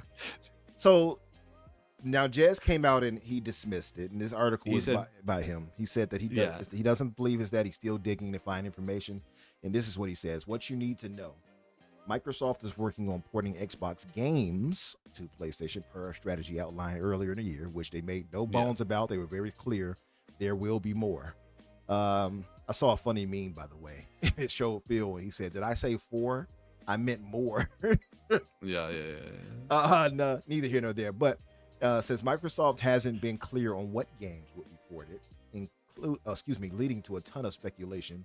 So far, Pentiment, Grounded, Hi-Fi Rush, and Sea of Thieves have moved across. Now, noted insider Shinobi, shout out to Shinobi, I like him, 602 has implied that another big Xbox game is slated to be announced for PlayStation next week, where Gamescom 2024 is set to take place. Now, this is the thing I thought when I heard about it, then read it. For one, Shinobi, he's not prone to just say any BS, so he doesn't really get into that type of stuff. If he's saying it, he must really believe it. That's one. Two, I believe he was backed by Nate the Hate. I think Nate the Hate, or was it Extasias? I forgot how do you say his name. One of them actually I mean, I don't co-signed trust it. those guys, but Fair enough. But I will say Shinobi, I've never seen him kind of wade into that negative waters when it comes to that. He's kind of just wants to have peace. If you see him post, he's just basically posting information about games coming up and stuff like that. Yeah. So he doesn't really get into that. So I have more faith that he's doing this in a good faith basis. Now, Jazz coming out saying this, it doesn't mean that Jazz is correct, but Jazz has some pretty good contacts. And I'm pretty sure if they're saying, no, it's not that, he's not saying it for anything. And this, by the way, is Shinobi here. He uses the Hello Newman avatar for his avatar's PFP. The thing with Jez Corden, right, is if he says it on his podcast, then take it with a grain of salt, because he's probably just saying either whatever's on his mind or something that he thinks might be true. If he writes an article about it, it's true, right? True. And he wrote an article that was like, it's not Halo, it's not Gears, it's not Forza. Mm-hmm. So he feels very confident that it is not any of the like actual big ones. He does, yeah. And if he's saying it and dismissing it like that, I tend to take Jazz at his word when it comes to he even like was commenting on other people's polls and articles where they were like, is it gonna be Halo? And he was like, no. Yeah. And I'm like, oh, okay. I don't know. It's one of those things where people just like, they want to farm their engagement because there's not a lot going on. True. And Jez is like, hey, just so you know, this is all BS. Yep, he'll come right out. Hey, this is not true, and keep moving. While he's writing an article or something. But yeah, It's you're gonna right. end up being like, oh hey, it's a big game is coming over to PlayStation, and it's Redfall. bleeding edge, That's right? right. And people are like, oh, Oh. okay. I mean, cool. Like that's literally what it's gonna be. Is they're gonna announce something at Gamescom, and like 6 PlayStation fanboy channels will be like, "Oh my god, we finally got this!" And everyone will be like, "Are the servers still on for that game?" Let me ask you now, and this is for you guys in the chat to help us out here. What do you guys think? Because if Jez is dismissing Forza Horizon 5, Yeah. what makes the most logical sense for you, Danny, to be the game that is announced? Now, I'll say this too. It's odd that they would do this at Gamescom. Like, oh, here, this game is going to PlayStation from Xbox. But if it's lining up the way they're saying that there is no other choice but it to be Gamescom. But what about you? What would you say? What would you say? I don't know. I think it's going to be something. I don't know. To be honest with you, it's probably either going to be something pretty small that like no one's really that excited about, or it'll be like, I don't know. Did those like Age of Empires ports go to PlayStation yet? I kind of thought that too. Is that something? Because people could be like, "Oh, it's a big thing because it's like a famous franchise," but then it'll go over to PlayStation. And people will be like, "Oh, okay, cool." Admittedly, that crossed my mind for a minute. I did say, "What about the Age of Mythology?" That makes some sense. Yeah, because they've got the mythology retold or whatever coming out pretty soon here, so I could see that. Like, I don't know. It's one of those things where I really think they are just testing the waters of seeing like what kind of things can we put on other platforms where it'll do more good than harm for us. And honestly, because we've been seeing basically since the day they announced that Game Pass is going to have the new Call of Duty in it, like every month since then, Xbox has sold more units than PlayStation. That's true. People haven't really been talking about that, but it is true. And so like, I think it's going to be that thing where like they're making these decisions now where they're like, it makes more sense for us to put this on PlayStation. But the more traction they gain, like the less behind they are in terms of like access to players on their own platform or on PC, the less that math makes sense to even bother putting it on PlayStation. And I really genuinely think like with the acquisitions they've made, with the power that they're like kind of quietly building up, I really genuinely think that like Phil Spencer's going to keep putting stuff over on PlayStation probably for the rest of his career, and then he'll get replaced by somebody and they'll like look at the numbers again, they'll be Sarah like, does it still make sense? Like shout out to Sarah Bond. But yeah. So Gray says he thinks it'll be Flight Sim. I see that. I can Is that kind of already see over that. there? No, it's not. I can kind of see that. I'll give him that. That's the kind of thing that I think it'll be, though. Is I really think it'll be one of these like, these games that do well, but just like no one really talks about. I think it'll be one of those. It'll be Flight Sim makes sense. Age of Mythology makes some sense. Pete says he thinks it'll be a Bethesda title, so he's thinking Redfall. That would be hilarious. It'd be really funny if it was Redfall. It would. I don't even know if that's a Gamescom worthy announcement. I honestly think that's a tweet. It is a tweet. That's a tweet for sure. Matter of hey fact, guys, you can have this. Oh, thanks. It's free. Thanks, guys. Thanks. Here it's free. You don't have to pay for it. Oh no. Yeah. Thank you though. Do we have to? Yes. We're gonna download it to all of your PlayStations like that YouTube album. We had to suffer. Now you do too. No, but and we're unpatching it. You're getting the launch version. Yeah. You're getting the worst version of it, so no 60 frames for you. But Can you imagine? God, I would die. I would laugh so hard. The Mag made a tweet about that too. He was like, we have to suffer through it here. You guys should have to suffer too. But those make sense, I will say. Now I'll throw this out there to you guys in the chat and to you, Danny. What if, because we've heard rumors in the past, and now, what if it's Starfield? It could be. I'd be surprised, but I don't know. It wouldn't be that big of a deal, I don't think. I think it's one of those games where I think it would do more good to keep it exclusive, but I could see, I don't know. Because I almost don't think that they need to, because even though it got kind of like mixed results in terms of like critical appeal, like we were looking at all the numbers for how it sold and like how it was being engaged with, and it's through the roof. Like it's still one of the most played games on every platform that it's on. You know, like especially within, like, with the mods coming in. Yeah, it's still pretty consistently within like top 10, top 50 even on Steam, right? Man, yeah. Did you see the new? Speaking of that, now speaking of the mods, and kind of off key, but the mods they had a Doom armor that the fan made. Yeah, Oh, yeah, they showed some of that off at QuakeCon. That looked really cool. yeah, man. I'm like, come on, like that's Well, so it's not just the dope. armor; there's a whole fan made like quest line for it. Yeah. Oh, yeah. That's right. It is all of Yeah. that, and had like different creatures and stuff you'd be fighting and stuff. Like, I'm like, that looks so dope. That's why I said the PC has kind of awakened to me because I get to see so much and do so much more stuff. You're right. That I could not do before on console. Not that you can't do some mods on Bethesda games on console, but you can go so far out on PC.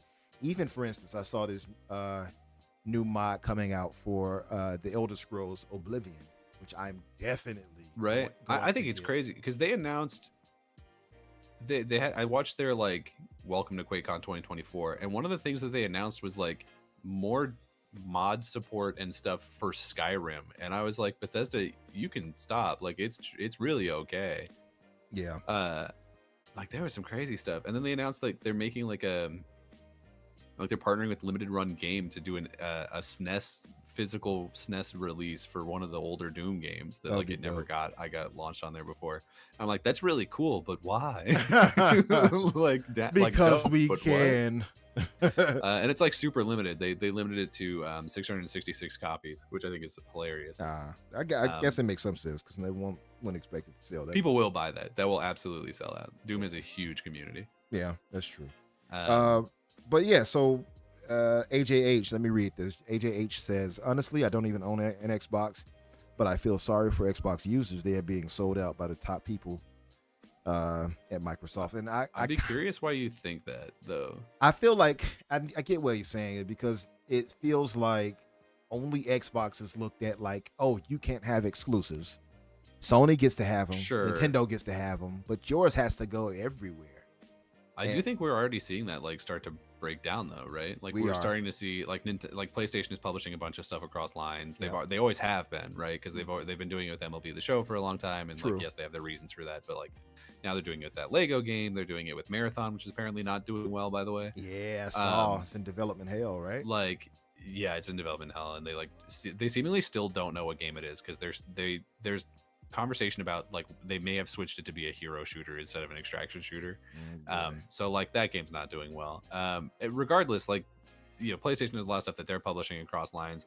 We're starting to see like Nintendo do a bunch of partnerships across line. They haven't published games across platform lines yet, but we've started to see them like do a lot of collaborations and stuff. And like I really think this exclusive wall is like it's gonna 5-10 years from now, it's going to be something completely different. I don't think anyone's going to be upset about it. And I understand people being like, oh, Xbox is like losing its identity. I don't think they're losing their identity. I think they're leading the charge into a much more profitable games industry. Yeah. So, yeah. And AJ, I'm fine with it. AJH, I have not yet tried Fallout London yet. Me neither. It looks like you have to do like a lot of work to get it to properly run because you have to like What's it Fallout 4 first you have to get, or 3? Yeah, so you have to own Fallout 4, and then you have to use a one mod to like unpatch it so that it can run the Fallout 4 London. That's right. So there's some hoops you got to jump through. That seem like kind of a pain in the ass, if I'm being honest. Yeah, I'm thinking on it, AJH, but I'm not in any rush. And also, I'm in that same hole that I am with Assassin's Creed in that I have not played through all of the Fallouts like that. So I was stuck on 3. And I'm on 3. Honestly, you should just play 4. Like 4 is a really good one. Skip ahead. 4 and I mean, they're not like direct sequels. They're, I guess, a little bit, but not really. Years apart. Decades apart. 4 is more of a sequel to 3 than it is to like New Vegas. Like New Vegas is on the other side of the country and is very little crossover. Right. So you can just play those in whatever order you want, really. Yeah, the problem with me is just the focus. I'm trying to play this, then I'm trying to play that, and then when I get into games like a Fallout, I'm the type that like to search and do everything. So you just got to play like all the games like that have ever come out. Like I don't know why it's such a hard thing for you. Right, like they're only launching like 60 games a month. If I could just get my act together, right, and just start playing everying. And honestly, I think it's really that lack of commitment that's like put this show on that's such true. a. That's true. That's true. You ready for another news story? Yes. So we got a release date for Dragon Age 4, Dragon Age Veilguard. It's October 31st, and boy, I wish I could feel more excited about this game. I really do. I Not catching you yet, huh? No, it's not. It's really disappointing because genuinely I think I'm like probably the biggest Dragon Age fan that exists, maybe. I don't know. Like I love Dragon Age. It's one of my favorite franchises of all time. I think, two's not great, but I think it's still pretty good. Origins is an instant classic, and I think for me Inquisition is probably the best one just because of how robust that world is. Um it's an absolutely phenomenal game series, and I will recommend it. Even two, I will recommend to anybody because I think that the storytelling is just on point in that entire franchise, like the world building. Yeah. Which people be like, oh my god, even two, be like, yeah, like it's not a good one, but like it is still fun. Anyway, there's something about this game that just does not feel correct, and I can't 100% put my finger on it. I don't know if it's like something about the casting of the companions feels like it's giving me the same vibes as like that new Saints Row game for some reason. Like it's hitting me on that level. Graphically, it kind of looks like everything's got this like weird plasticine like sheen over the top that makes it like feel a little Fortnite-y, a little toyish, a little toyish, a little toyetic. They've changed how the game works, where like you can't control your companions individually. That was one of the things in all of the games before, where you could, like, if your character went down, or if you just had like a strategy that you wanted to do, because there's some like really hardcore strategy elements that you can choose to play with in the game. Yeah. And that's just not in there anymore. Now it's like you can give them like vague commands. But the way that most people who are like really into Dragon Age play that game is you're setting up all these like combos with your entire team. And so it's, imagine like playing Halo, but then it's the AI that decides like when is the best time for you to throw your grenades. Like that's what it seems like is it's going to be. And I think terrible. that's a choice, and I really don't think, like, they've turned it, from what I can see, it looks like it's a very much more of an action game, and I do think maybe it'll find an audience, but I think it'll lose the audience that it already had. Like, I think the people who would have been excited at the announcement of, hey, we're making another Dragon Age game, are not going to at the end of the day be excited when they play this game. And I think that that's a really bad place to be in when you're making the fourth game in a series where it so heavily relies on your necessity of knowing like who Solus and the Dreadwolf are. Like the game used to be called Dragon Age Dreadwolf. Right. That's a character from the previous game. And like if you have decided with this to do like a Mass Effect Andromeda situation where you kind of just like are restarting and ignoring, the fandom of the previous games, you probably shouldn't do it in the one that has the most carryover between the two games in terms of like what the plot is. Like it's just, there's so many elements of this that just like have me super confused, and I'm gonna give it a shot, and I hope I enjoy it. Like I'm gonna go in with an open mind. Yeah. But I'm looking at it right now, and I'm like, you're not excited. I'm like, man, I don't know about this. You know what I mean? It's like when your friend is like, I'm gonna get a big ass back tattoo of my kittens, and you're like, don't. Like it could be cool, but it probably won't be. It won't be here for you. It won't be Johnny won't Knoxville. Yeah. So some details about Dragon Age: The Veilguard. It launches October 31st. They announced that today. Pre-orders are available now for those who are interested. Also, too, and I regret to inform you that I will be pre-ordering it. And I will probably be there day one. Hey, and listen, I will probably not enjoy it. Maybe it'll still be there. I was there for Andromeda. There is hope. There is hope. It might turn out great. You never know. It could be. Also, could be. There is an interesting thing, though, by the way. So for console users, it's $70. For Steam and PC users, $60. I find that pretty interesting. Why do you think that is? Like, why do you think they're charging $70 for console, but for PC gamers, it's $60?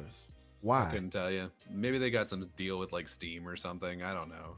Yeah, it's odd. I'm sure that once that actually comes out, we'll find some like answer to why the situation is, and I'm sure we won't be happy with it. But they'll have to tell us at some point like why that decision was made. Yeah.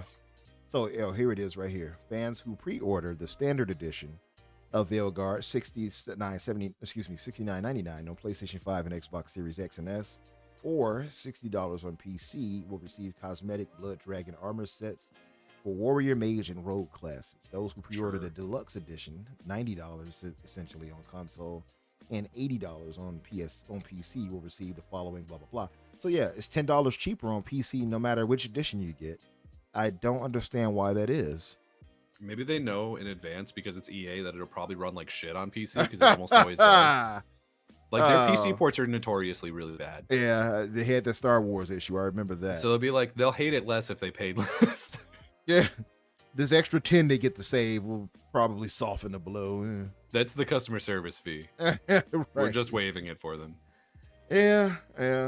Oh, what up, Bobby Hawk? He came in here to pony around. Yes. Love you too, Bobby.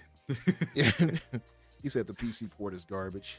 It could be. I mean, it unfortunately, it's probably like 50-50 coming from EA. We'll see, I guess. But I'm just interested. I'm wondering why it's 60 versus that. But I guess that does make some logical sense. Maybe, hey, we messed up before so many times. Here, $10 off. Keep the party. Yeah, I don't know. It's weird because at the same time, it's like I can't imagine EA making that decision. But yeah, that's a maybe. fair point. Yeah, fair point. Times are changing, man. Times are changing. They got to get with the times. But it does seem strangely out of character for EA to do something like that. EA Games. We charge you more. What else did we have, man? Hey, we got an update from Remedy. I don't remember if it was an earnings call or what, but we got an update of like how they're doing with all their stuff. Apparently, Control 2 is now in a playable state, which is pretty cool. Even though I might be wrong, I don't think Control 2 has been like officially announced yet. So it's weird that we're already hearing it's in like a playable state. But whatever. Like we haven't seen I know for a fact we haven't seen a trailer for it. And the Max Payne 1 and 2 remake are now going into full production, and they're not expected to take particularly long to be made. So we will very likely have both of those games. I'm assuming Max Payne 1 and 2 will be a package deal. We'll probably have both of those pretty soon. Yeah, that's exciting for me because I want to see what they do. I hope that the visuals and everything, it's kind of hard for me because playing part 1 and 2 classic games, obviously in the series, part 3 was so damn good for Max Payne. I don't think it gets the love it deserves because it wasn't made by Remedy, but it was so well done. I've never played a Max Payne game, so I got nothing for you. Oh, hey, listen. Yeah. I think narratively, and I know I talked to Pete about this one time. He found part 1 and 2 really narratively strong, which I agree. But I think part 3 had that as well. And I just think it was so well done as far as even like the visuals. Even now, they still kind of hold up. It could be remastered right now, and I think it would stand the test of time with some of the games that's out now. But it had a lot of, I think it has a lot of goodness about like the gunplay and everything like that. It's so well done. Yeah. I just love a lot of what they did with that. But yeah, that said, yeah, I am looking forward to seeing what they do. I'm hoping the visuals are. I'm sure they'll be good. I'm like just hoping they're good. They Remedy do have a good engine. Really right now. has not missed. Like the only thing they've done that wasn't good was that one. Like they did the multiplayer or the campaign for a game that was already really bad. Right. That they did for like a page. I forget what that game was called. Some like Korean war shooter. I don't know. But other than that, like they have knocked every single thing that they've made for the last like 20 years out of the park. So Yeah. I have faith in them for sure. I know Control 2 will be good. Yeah. Max Payne 1 and 2 will be at least as good as the original versions of them were, which was apparently pretty good. I have yet to play Control, by the way. I owned it too, the deluxe edition. It's really good. I mean, if you have this really strong PC, you should probably play it on it. Yeah. It was one of the games that was like really pushing ray tracing when it first came out. So it's quite literally like you should play it on the most powerful thing that you got. Yeah, good point. Yeah, I think maybe that's a good point. I own it on Xbox already, so I'd have to rebuy it. But I'm pretty sure it's cheap as hell right now on PC. I'm sure, yeah, by now. It's been out for what, 3-4 years now? Yep. So may have to do that. But shout out to Remedy. Hopefully this turns out really well. Can't wait to see what they really do. like them. Yeah, one of my favorite teams. Absolutely, lead to a faithful sequel to the franchise. But yeah, what else do we have? So I mentioned it earlier, but Disney announced that they're doing a showcase on September 9th to talk more about their video games. Assumed to be in attendance there is Indiana Jones and like more Star Wars Outlaws and stuff like that. Because there's not a ton of games that we have announced right now coming from Disney properties. The assumption is they will announce several new ones. A lot of people are saying this is going to be like a proper, like basically E3 level event, which I mean, it is Disney, so God, it's entirely possible. But outside of that, during D23, they did announce some game things already. They were all Fortnite related. So welcome to the Fortnite Rock Block. Here we go. The next season is going to be a new Marvel season, featuring a story that will include Doom, Gwenpool, Wolverine, but he's a banana, Emma Frost, but she doesn't look quite right, and War Machine. They're also added a bunch of the Incredible characters are going to be added. Incredibles characters, not just like, wow, what an incredible character, but like, you know what I mean. Mhm. Some people from Star Wars, including IG-88 and somebody else. Oh, Moff Gideon from The Mandalorian. Basically, it was one of those things where, like, all the way through D23, they'd be like, we're talking about Star Wars. And also, here's some things going to Fortnite from Star Wars. And now we're talking about Marvel. And here's some things going to Fortnite from Marvel. As they just, like, announced so many just skin crossover events that they're throwing over there. So basically, Fortnite is going in hard into the Disney paint in the next couple seasons. Yeah, sounds good to me. Yeah, I mean that Marvel season that they did was pretty widely considered to be one of their better seasons. So Mhm. hopefully this one lives up to that one. I don't necessarily think it will, but it'll certainly be a good one. Hopefully, I'll probably play at least part of it. Yeah. Now, I have never played that game, so It's fun. It's a good game. It's genuinely a good game. Yeah. Like, it gets a bad rap because it's a game for children, and it is, but it's also a really fun game. yeah. Yeah. Hey, I'll take your word for it. I believe you. I just I feel like my palette is so full of games. It's kind of like, do I have time to put that in? I don't think I do. But that's it. I'll have to find some time. I got to play everything, like you said. You're right. You do. You got to play every single game. It's honestly a real failure on your end that you haven't already played every single True. Vision of Mana game that has come out. That's true. We got to get Miles on here for Visions of Mana. yeah, we got to get him on here for that discussion because he's been hyped. I mean, well, someone will have to, because I doubt me or you are going to play it at launch. So I know. Yeah, definitely. Well, I mean, maybe I'll make an exception just for him. I'll get some game time in so we can have a real discussion on it. But yeah, maybe, yeah. But yeah. What else do we have? Somebody asked Josh Sawyer on his apparently personal YouTube channel that I guess he has now, whether or not he would want to work on a new Fallout. And he was like, "Hell yeah, brother!" Basically, he was like, yeah. he basically said he really wants to work on another Fallout, but he would have to have creative freedom, which he would probably get at this point. I don't know. There's not a whole lot to like grasp at here, other than like, I want him to make another Fallout, and honestly, I wouldn't be surprised if that conversation has already started to some degree. Because his team is still free. Like, we don't know what that team is working on post Pentiment. We know that that they shift around teams between projects, and so it's probably a lot like whatever team he's leading is almost certainly larger than it was for Pentiment, and we know that they're not doing a Pentiment 2. So like, what could it be? What? No Pentiment 2? No. Pentiment did like pretty well critically, I think, but it just like there's no shot it made the money to warrant a second one. Okay. Plus, it was a passion project, and like, I don't know if you've played Pentiment, but it ends in a way where it's like you couldn't do like a Pentiment 2. Like, there's not like a sequel waiting to be written there. Yeah, true. Yeah, they would have to go with something else because, I mean, it's a different character altogether. That's clearly. It feels very much like, I had this idea and I made it real, and it was a very good realization of that idea, and now we're done.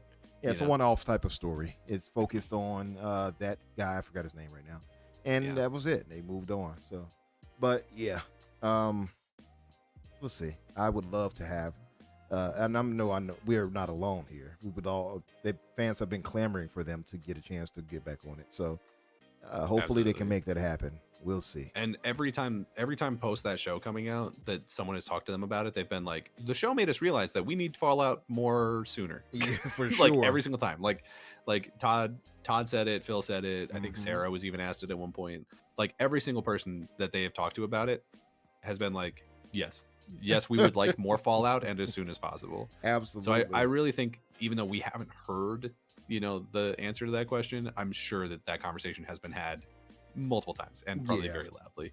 Definitely. So, yeah, that's the thing. Success turns a lot of things around. So it's Fallout succeeding the way it did on the show definitely is going to open those doors. I also almost wonder, because Game Pass numbers and just like purchase numbers for Fallout went like through the roof when that show took off. Yeah, that's true. I almost wonder if they're now gonna go another direction with it too, of being like, oh hey, a really well-made good TV show is also a great way to advertise a game. and be like, maybe we do like circle back around on that Gears of War show. Maybe we do Yeah. do like a Sea of Thieves kids show. You know what I mean? Maybe we can try again, this time correctly with Halo. I think you need to wait a couple years for the stank to blow off that one. Yeah, But yeah, you gotta let this thing cool off. you gotta let that one air out. Leave a crack a window. It's sad too because I think, like, I genuinely like that actor. He's a good actor, yeah, for sure. Yeah, he's a solid actor. It's just I never thought the wasn't problem solid. with exactly, yeah, like I never thought the problem with that show was like the performances. I think everyone who Yeah. was in it, even like bit characters, did well enough. Yeah, It It's was the just like writing. the writing just was not there. Yep, it's the writing So, for sure. and some of the visuals were like pretty weak too. That too, to be fair. But Halo is such a tough property to do that. It is a tough one. It's going to take a lot It of is money to do that, to make that the way it needs Yeah. to be made. Oh, and I don't think we talked about that. I mean, I wasn't here the 1 week you would have. But also in the like fallout of the Bungie dying thing, we also heard that 343 hired a bunch of the former Bungie devs, including two, I forget their names now, but two like really big named people who used to be like some of the leading figures in Halo have actually gone back to 343 now. So Oh wow, even more of the former Bungie team is now over at 343. yeah, I mean, they it's- needed a job, Yeah. and PlayStation's shooting that thing old Yeller style out back. So Yeah, I mean, it was already the case that 343 housed Oh, most yeah, of yeah. the previous team anyway, because this it was a lot. Bungie, It was a lot of them. I Yeah. mean, recently it wasn't sent like I don't think Infinite had most of them, but they've hired a lot since the launch. since the launch. Okay, Yeah. man. Well, what else did we have? We might have to move into the last topic. Sure. let's- What was the last one that you put on the? So the last one, let me switch scenes. Was it the was Tango thing? Tango, yes, Yeah. sir. I figure I'll share this one from old our PlayStation, our Hoove brothers' favorite Christopher Dring, looking like a nerd right there. Hi, I don't like Xbox, but I'll tell you I do, and it's all in your head. Anyway, from Games Industry I'm Biz. so upset. Just like as a side note, I'm so Yeah. upset that he's like one of the main voices on the Game Industry .biz like podcast now, because that podcast was so good for a long time. He And then he ruined started it. going in there, and like, and you can hear it like in the voices of the people talking to him, because they're like that disappointed like British voice, but they're just like, yes, Chris, and it's like, They're just tolerating him, huh? yeah, that's what it feels like. But I always feel like Yeah, British people are a little more pessimistic than the rest of the world. right. Bobby says, he loves Xbox. Yeah, he loves to shit on him. And Yeah, I doubt but he it. tries to play coy, like we can't tell. I hate gaslighters. Bobby Hawk says, Umbra, did you see that Neo Berlin 2088 rather definitely gives off that Deus Ex vibe with odd voice acting? No, I didn't see that, man. I have to look into that. There is that one game. What is it? No, Rest for the wicked. not that. Although that is great. It was literally just the first. I don't even know what game that is. Because that's literally just the first phrase that came to mind. There is no Rest for the Wicked made by Moon Studios, which is excellent, by the way. I've got about 58 hours in that. That's Yeah. genuinely really funny that that's actually a game. Yeah. Because I just put words there. I forgot the name of it. It's this Neo. It's this game that's kind of set in a futuristic setting. What is that? Okay, you know what? I'm sorry. I have to look this up now because Can you be more specific and maybe I'll actually remember it? it is. Is it replaced? Not replaced, although it's set in the same type of kind of post-apocalyptic, not post-apocalyptic, but Bobby Hawk says Neo Berlin 2087. Is that anything? I don't know what the heck that is. Sorry, Bobby, I don't know what that is, man. But the one I'm speaking of is Nobody Wants to Die. That's it. Oh. I That- feel like I have heard that before, actually. I don't know what Yeah. it is, but I've definitely heard that title. Now, Nobody Wants to Die is kind of set in this a futuristic.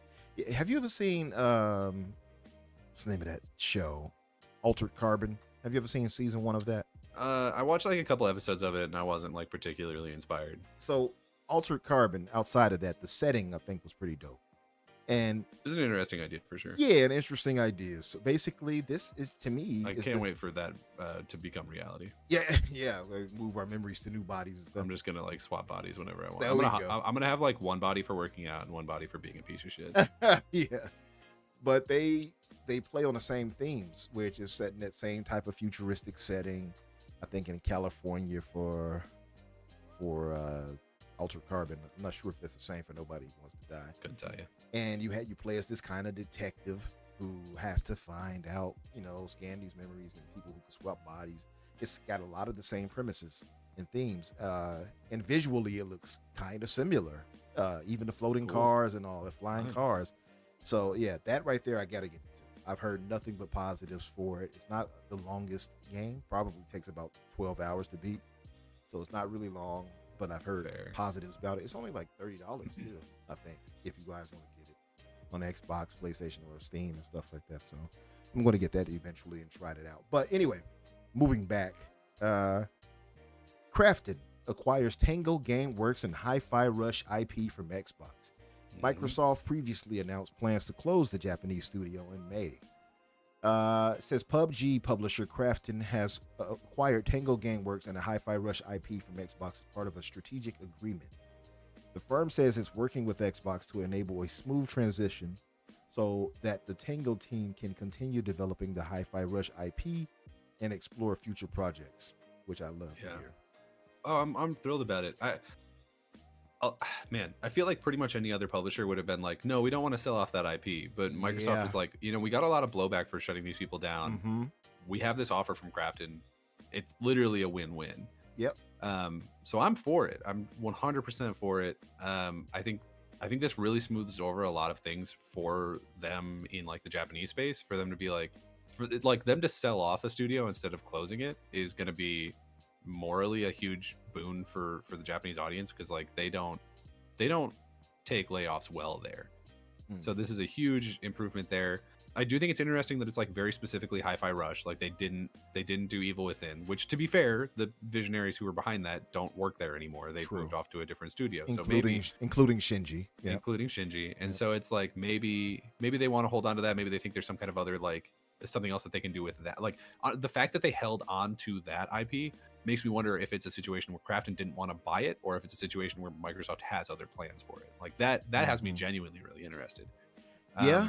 Now, I'm with you 100% on this. For one, this made my day. I just want to say that. Oh yeah, this was great news. I was thrilled for this. Absolutely great news. I was watching, I believe, Web Dave and company buddies of ours, and I saw it pop up. I'm like, oh, Jazz popped up saying it first. That's the first one I saw sing. And I was like, hell yeah, because we talked about this before. We talked about this on the show. We were both like highly disappointed with Microsoft for closing down Tango. It was a really like boneheaded idea for them. It was to be like, and like I understand some of the reasons for it. Like it must have been, they're so far out of market. It's so much more expensive to run them. The yen is like super shitty right now because of inflation. So like maybe like I understand that like financially on paper it probably made sense, but like in every other way it was like, you're trying to break into Japan. This is the stupidest choice you could make. Right. And by the way, they didn't have I don't know how much that studio must have cost in Japan, but they only had like 105 employees. They couldn't have cost that much. It was not a big one. Yeah. So I was kind of like, why? They're not even that big of a team. I'm super confused about that. I really want to know, if Microsoft is like gonna try and patch that bridge there and like become friends with Krafton and be like, hey, like if you guys want if you want us to publish like Hi-Fi Rush 2, like we can still do that. Or like, hey, if you want us to like let you use the Evil Within IP or whatever, like we can let you do that. Like I almost wonder if they're gonna try and like, that's a good point, like mend that bridge. Because I don't know. I think there's definitely some bad blood there. I mean, they just told everyone, they're like, "Hey, we're gonna fire you. Hey, psych." So, so it's rough. It's rough. But at the same time, it's also like, if it's good business, I could see Krafton doing it. Krafton is, a very cutthroat business. Like, right. Yep. Also, to your credit, because you mentioned it earlier, to where credit is due. Because some people won't give Microsoft credit here, but Microsoft absolutely did not have to play ball here. Tango could just be gone right now, including their employees. Now, there is a little bit of news with that. They lost about 50% of their force because they moved on to other, positions at other companies, et cetera, et cetera. Which makes sense. I mean, they got told that they were going to be fired. Like, I applied to other places. Like, wow. Like, exactly. What are you going to do for the last paycheck? Exactly. So there's like only 50 people right now, half their studio size, because they had, I think, 105 people total. Now they're at 50. Right. So small team, I feel like Microsoft would have been better to do that than to get rid of them together altogether. But credit to where credit is due, Microsoft absolutely could have been cutthroat and said, "It is what it is. You're just Yeah. shut down, and we got all your IP now. They belong. All I your I do IP are belong to genuinely us." Yeah, like I mean, I don't want to sugarcoat it too much. Like them even deciding to close them in the first place was one of the stupidest decisions they've made in the Agreed. last like 5 years. Yep. Like it was a really stupid thing for them to do. Mm-hmm. I do, but it is really cool because it's like there are so many other teams that have been shut down recently by like specifically Embracer or even like Meta just shut down Ready at Dawn. We talked about it a little bit earlier, Right. where it's like if they had tried to shop those around instead of just shutting it down, you probably could have made some amount of money off of that. Like I Mhm. bet PlayStation would have bought Ready at Dawn off of Meta. I pretty much guarantee it actually. Yeah, I can. I You know, it was a believe really that. cheap team. You probably could have gotten, maybe 300 million for it. Like Mhm. not a ton, but you could have gotten something. Something Uh, like that. Yeah. right? And I'm sure they would have done that because they're looking for like support staff for some of their stuff right now. Yeah. Ready at Dawn could very easily be one of those. Or like uh God, I mean any number of the teams that Embracer shut down. I'm sure that if you would shop those around instead, like I mean they did it with Gearbox, so I guess Mhm. like they did it to some extent, but like there are definitely other teams that they could have shopped around that I'm sure like Take Two or Microsoft or whoever would have purchased for sure. I Like there were agree. good, solid teams in there. I agree. So I It's like this. I yeah. like this as like a precedent to be like, hey, We if we can't have a keep team you. that we're yeah, if we have a team that like we're not really feeling and isn't working out for us, We'll shop them selling around. it is more of an option than shutting it down because That they makes so much they more also kind sense. of did that with Arcane Austin, right? Yeah. Where like yeah, is that studio shut down? Yes, but they kind of did this weird thing with those people where a lot of them had already left because Redfall ate so much shit, and b Yeah. a lot of the remaining staff of that got like enveloped into other teams. Like a True. lot of those people didn't actually lose their job, which is Yeah. I mean cool. Some people did, which sucks ass, but Yep. a lot of people didn't. Yep. And so I again, I wish Xbox just hadn't done it at all. But I think the way that they're handling the bad things that they're doing, even if they're not really talking about it, I think they're handling it better than a lot of other teams would and have. I And agree. so, like, I respect that to a certain extent. No, I agree 100%. And like, they're not the good guys here, so to speak, right? But it is business, and unfortunately, Yeah. the capitalistic society we live in, this is one of those things that the bad side of capitalism. They're gonna make their money, and their overall return of investment matters more to them than anything else. Even though Absolutely. people be damned. But I agree with you 100%. This would be the preferred strategy if you have to let go of anybody. Yeah, Shop them 'cause we- around and let them Because stay we don't want whole. to see the teams get shut down. Even if you Yeah. just like cut them loose and you're like, okay, you're on your own. Like, let them sink or swim on their own, right? Mhm. I think that Absolutely. even just that makes more sense to me personally. But I understand that a lot of it, it's honestly the thing that I'm most surprised about this is that they also sold the IP off to Crafton, because a lot of the reason that's why they don't do it is because they're like, we can't make money off of the studio because whatever reason XYZ they're not doing whatever, but we can still make money off like residual sales of this or whatever, or like we might be able to do something with this IP down the road. So the fact that they were like, yes, we'll sell you Tango, and you can also have this IP because they still have ideas, I assume, of what they want to do with it. Mhm. Like that's really cool. That's really It cool is. that we will almost certainly see like more Hi-Fi Rush content. Like one of Which the things I'm that they talk happy about in about. this Yeah. is like they're probably working on a sequel, but then they're also like maybe working on a TV show and some like Animated, extended yeah. stuff. Stuff that we Right? thought And Microsoft would do. yeah, and probably should have done. Yeah. But here we are with them, stepping on that particular rake. But hey, at least the rake didn't break their nose. Right. They went, I hate this rake, and then they threw it to somebody else who's hopefully going to do better with it. I hope so. Uh, But yeah, I love to see that they're talking about Crafton is talking about, exploring the IP more, which is likely animated projects and stuff like that, which is cool because everybody said that. Everybody and their mother was like, yeah, animated. Yeah. It's an animated show. It is crying out for it, that it deserves it. It just fits so well. And it's still disappointing that this happened to them. We did see John Johannes, who celebrated on Twitter after this was, I don't know if he has it in this article here. Let's see if he does. He doesn't.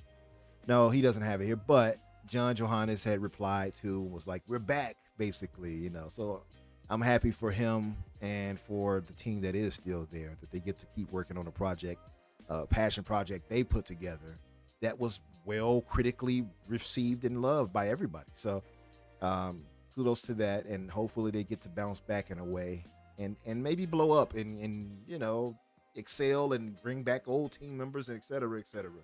Hopefully it just works out because I felt so sad about that happening.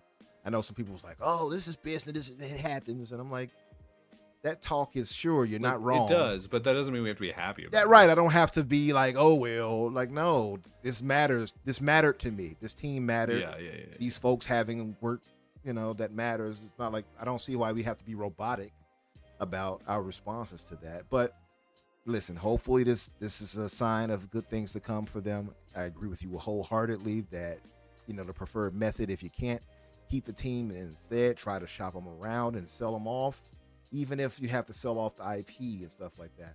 Now it is funny, like you said, because maybe they might try to license out their own former IP to them to have them make it. Yeah. But probably not anytime soon, but I could see it happening like down the road. Maybe. I do want to see maybe a sequel honestly to Ghostwire. Maybe they'll even shop it out to like, if Remedy ever needs money, they'll be like, you want to make an Evil Within game? Because like, it's basically Alan Wake, but just like a little bit more like metaphysical. Yeah, I can see that. I also would. I would love for them to, do more with outside of Evil Within for Ghostwire. I liked Ghostwire actually. Oh yeah, I actually enjoyed it, Ghostwire Tokyo. So Ghostwire was pretty okay. Yeah, it didn't like blow my skirt up, but it was fun. Yep. So AJH mentioned it. We can briefly speak on it. He said, "Have you guys, talked about Paramount TV shutting down rather?" Yeah, that's a weird story, and I wasn't actually gonna mention it because it is so weird because they are shutting down. So okay. Basically, what they're doing is they're shutting down the studios that would have made their original content for Paramount Plus. Which, on one hand, you could be like, "Oh, it's a big bummer. Obviously, people are losing their jobs, so like that sucks." Regardless, like, end of the bottom of the barrel, like that's upsetting that those people are losing their jobs. But on the other side of it, like, I've been really digging into it, and I don't think much is going to change in terms of like what you're actually getting at Paramount, because they already, first of all, don't make a ton of like original content. And most of the content that they have as original content isn't produced by them. It's produced by like third-party companies that they license out, right? Like there's a big one in that's in Texas actually that makes like Tulsa King and like they made like Yellowstone and whatever that what is like the Lioness or something, like it's a bunch of shows that they make. And that's all a completely different company that's not owned by Paramount. Like they're not getting shut down. They're making another show right now called like Madison or something. That's like that's still happening. They're a local group is the only reason that I like know them. Okay. But so that's staying the same. Still continuing to produce a bunch of these like Star Trek shows that they're doing, which is another one of their big things. Is they like, I think Lower Decks is entering its second season, or its last season rather, which is like an animated show. But then they also announced that they're starting like 2 other Star Trek shows or something. So like Star Trek is doing fine. Most of the like bigger show, like because like okay, so like Survivor is on Paramount Plus, but that also is one of their shows that still airs on television, and so like it's fine, right? Like that, like they're not shutting down Survivor after 47 seasons, right? Because they don't even need it. Like they're saying they're shutting down their TV studios, and it's like, well, that's not a studio. They just shoot it at a beach in Fiji. So like Survivor's fine. Like RuPaul's Drag Race, a lot of their reality shows are fine. Like are completely unaffected. Yeah, it really is. When you look at down the barrel, it's like, okay, so how many projects does this affect? And the answer is like not a lot, and most of them were already canceled. Yeah, they were already shutting things down. Yeah, like this would have affected the Halo show, but the Halo show's already canceled. Yeah, right. So like preemptive moves before they knew they were going to do this, I guess. Yeah, and so like it sucks because people are losing their jobs. I don't know the number on that. I don't have it off the top of my head. I guess I could Google it real fast. But like in terms of content, very little difference. Yep. So just to read a bit of this from posted by Variety, Paramount Television shut down by Paramount Global. Cost cuts. Paramount Television Studios, a production facility originally aimed at getting Paramount Pictures back into the business of making TV series, will shut down. The latest bout of cost cutting by parent corporation Paramount Global, as it seeks to eliminate $500 million amid a chaotic shift in the entertainment industry. This has been a challenging and transformative time and for the entire industry, and sadly, Our studio is not immune, said Nicole Clemens. Nicole Clemens, president of Unit, which debuted in 2013 in a memo to staffers over the past 11 years. She said, the studio has weathered seemingly insurmountable obstacles through a combination of strength, determination, and unwavering commitment. We met these challenges with incredible patience, creativity, and passion for what we do. And I could not be prouder of our team. We've all also had the privilege to collaborate with some of the most brilliant creative talent in the industry to help tell incredible stories and seen around the world, entertaining and shaping culture. So yeah, I don't know the numbers, but if you're trying to cut to eliminate $500 million, that's a lot of jobs right there. It looks like Paramount has begun laying off about 15% of their staff, which is about 2,000 people. Oh wow! But a lot less of that, than I thought. To be fair, a lot of that is marketing, comms, tech, finance division. Okay. So they're okay. So for those that kind of work behind the scenes, they're doing it as part of. Okay, so it looks like this is from August 14th, so yesterday. It's from LinkedIn. Weirdly, Kate Chapman, if anyone wants to know, from LinkedIn News. She says that it's part of a restructuring ahead of the planned merger with Skydance. So I don't know if maybe Skydance is going to take up some of the production side of it. A lot of the we're dropping marketing and tech and the finance department. Right. Like that's just redundancies, so that makes a lot of sense. Yeah. I mean, it sucks, but it makes a lot of sense. Mm-hmm. I didn't know that they were going ahead with that merger. I knew that they were doing a merger, but I thought because they were no, I didn't think it fell through. I thought that they were deciding between Skydance and HBO, Max. was it? Yeah, but I saw that too. But now that I'm thinking about it, I don't actually remember. I think the Max one wasn't like a corporate merger. I think they were just going to combine the streaming services. That might be right. And HBO is having their own issues with Max, right? Yes and no. Like Max is making a shitload of money right now off the back of House of the Dragon, so it's doing fine in terms of subscribers and money and all that. Yeah. But yeah, Warner Brothers financially is just not doing great. But we're expecting that to change pretty soon. We've been looking at that, and it looks like a lot of it is coming off the back of the failure of the DCEU. A lot of that is that, and then they haven't really capitalized on their streaming service as well as they could. But it seems like they're the streaming service side of it is really turning around the last quarter or two, and it seems like there's a lot of pretty big buzz for upcoming Warner Brothers projects. Spin-offs of Game of Thrones and stuff like that. Furiosa did relatively well, and they've got the new DC stuff is shaping up apparently to look really well.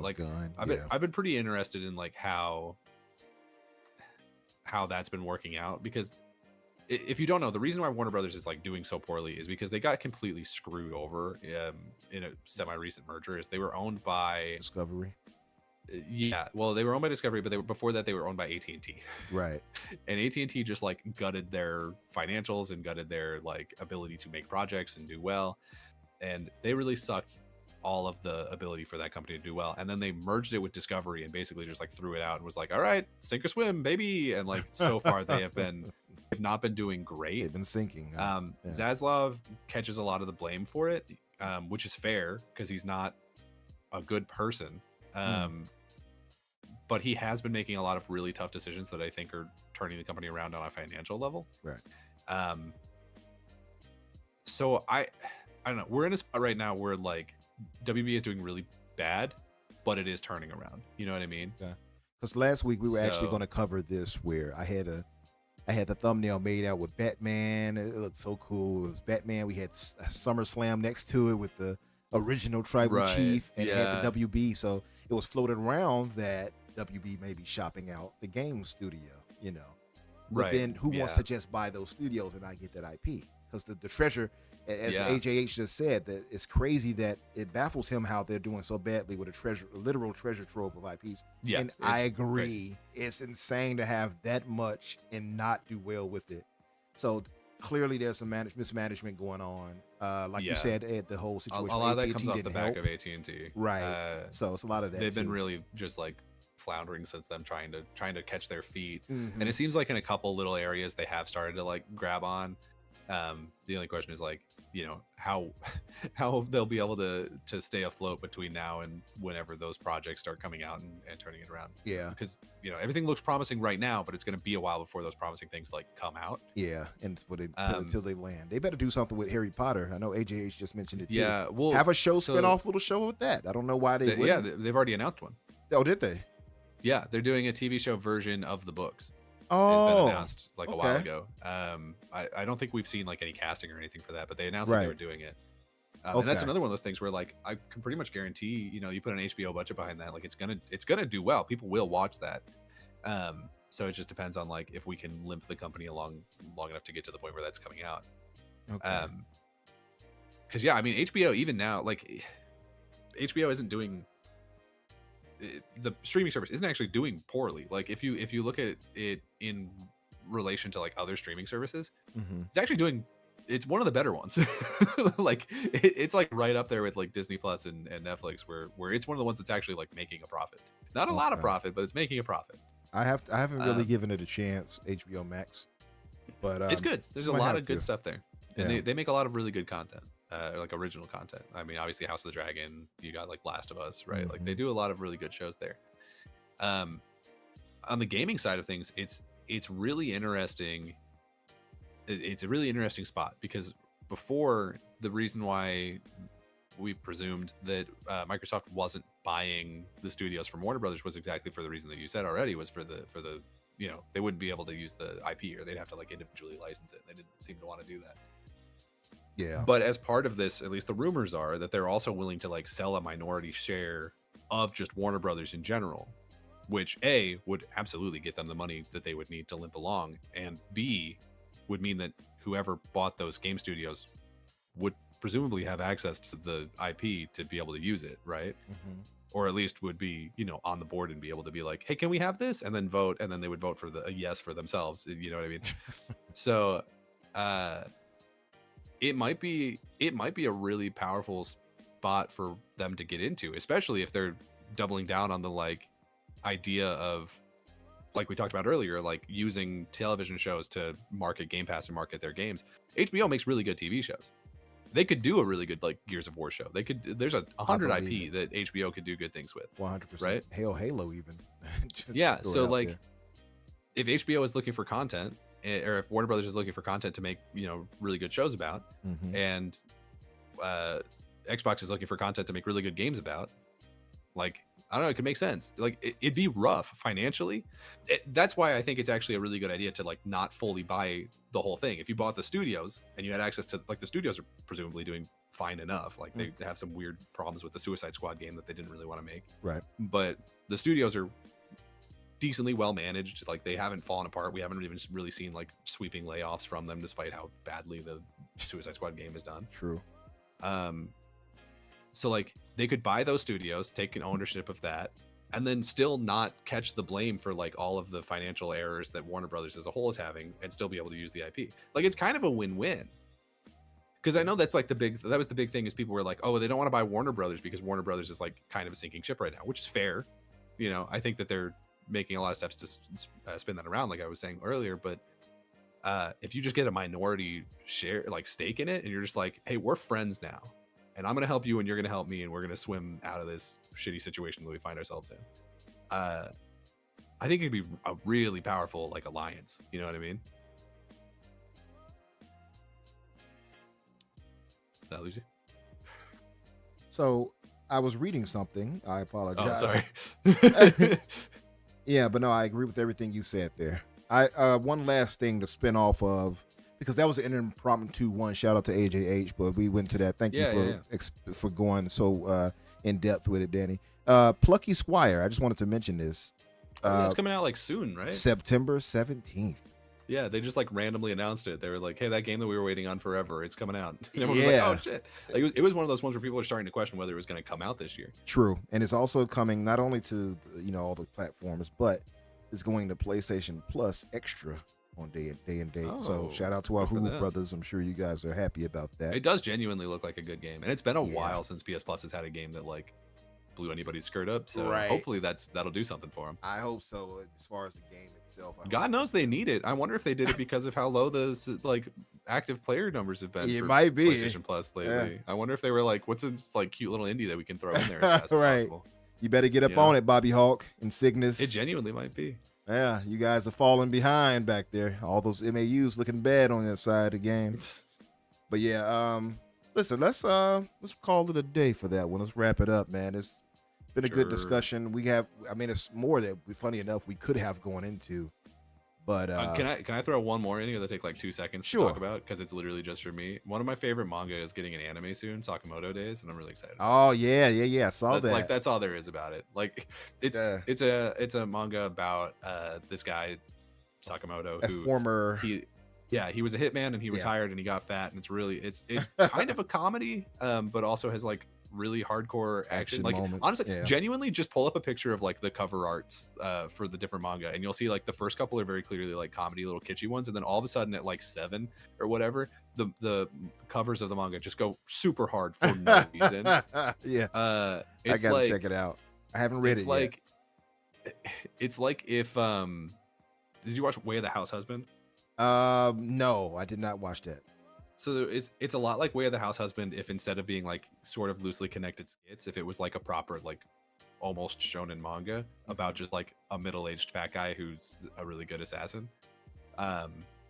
It's kind of a comedy, but it's also got a lot of heart and it's really great, and I love it. And I think it'll do well enough. The trailer is for some reason animated like really hardcore. Like I was shocked to see, I was like, oh, they're doing like a cute little one for Sakamoto Days, and then I saw the animation for like the one fight that they showed, and I was like, why for this? I mean, hell yeah, thank you, but who else but me is asking for this? I put it on the screen for the guys to see. So this is Sakamoto Days. You can see the guy is older now. It has a little man bun. For whatever reason in manga, whatever, they never show their pupils and eyes and such when they have glasses on. It's like or a mirror. That's a trope. Yeah. But yeah, it's him and kill some time with former hitman Taro Sakamoto is up to chapter 177. Okay, I've got a lot of reading to do. Yeah. So you can see like the first 2 covers, it's just like, oh, it's a cute little whatever, like guys hanging out thing, and then like it just slowly progresses into like, what the hell? Why do these covers go so hard for no reason? One of these, chat 153, was on my birthday, February 4th. Hell yeah, dude. When was your birthday? It was July August 7th. August 7th. August 7th. It was very recent. It was about a week ago now. Oh, so they don't have it yet, but it could be. Maybe you might make one. No. Could happen. So yeah, Sakamoto Days. It's a book I've been reading too. Actually, let me see. You started it? Yeah, you started a different one. I'm different one. Yeah, I've been reading a manhwa because I'm big on manhwas. So let me see if I can find it. You just like to say it, I think. It sounds cool, right? You just like to be like, manga? How pedestrian. I only read manhwa. Right. Oh, you're still reading that? Oh. You're still reading people books with words, huh? Right. I'm on manhwa now and need you to catch up, sir. Yes. Let me see if I can find it. This will do. Well, okay, I'll go to the site.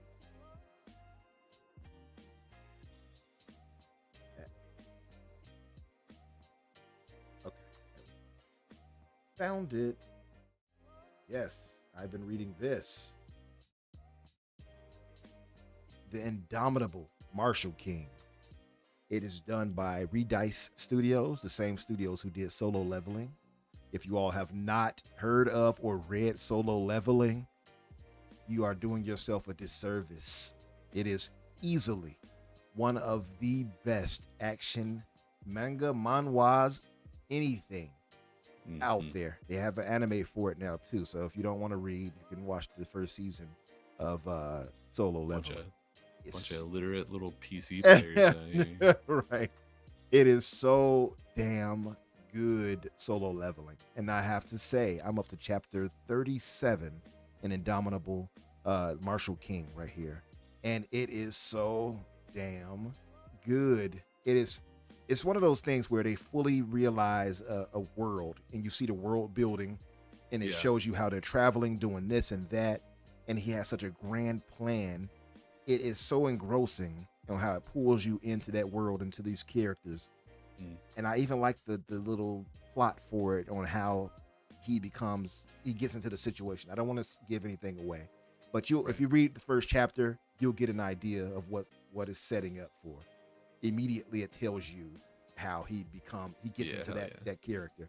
So well done. I'm just looking at the art here. It's just it's solid. I'll be real with you. Does kind of look like a Fire Emblem character, Yeah, but he kind of does. I can see but he that. looks like a really cool Fire Emblem character, so I'm down. I can kind of see that. Yeah. I was having this conversation with a friend of mine recently because there's a lot of like the big shonen are ending pretty soon. Like Chainsaw Man's ending.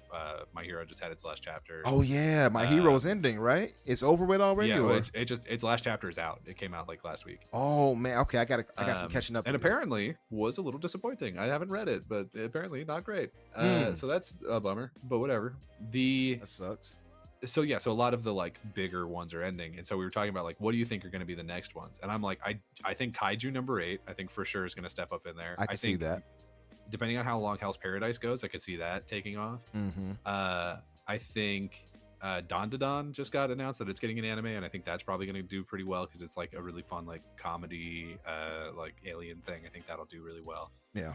But I don't know. I think it's a pretty exciting time for anime to see like what's going to be the next big thing. But I'd be shocked if it wasn't at least 2 of those 3. What about was it ending, or is it still like, I don't know what the situation is with not kaiju, I almost said kaiju. Can you describe what happens in it? Jutsu. Jujutsu Kaisen? Jujutsu Kaisen, thank you. Yeah, I think Jujutsu Kaisen is like also pretty close to done. I don't know if like the last chapter. I don't think let me check. But I do think that one's ending pretty soon. Ah, that sucks too. Okay. Yeah, we're losing all our babies. The only one that's still going strong since One Piece, baby. is One Piece. Yeah.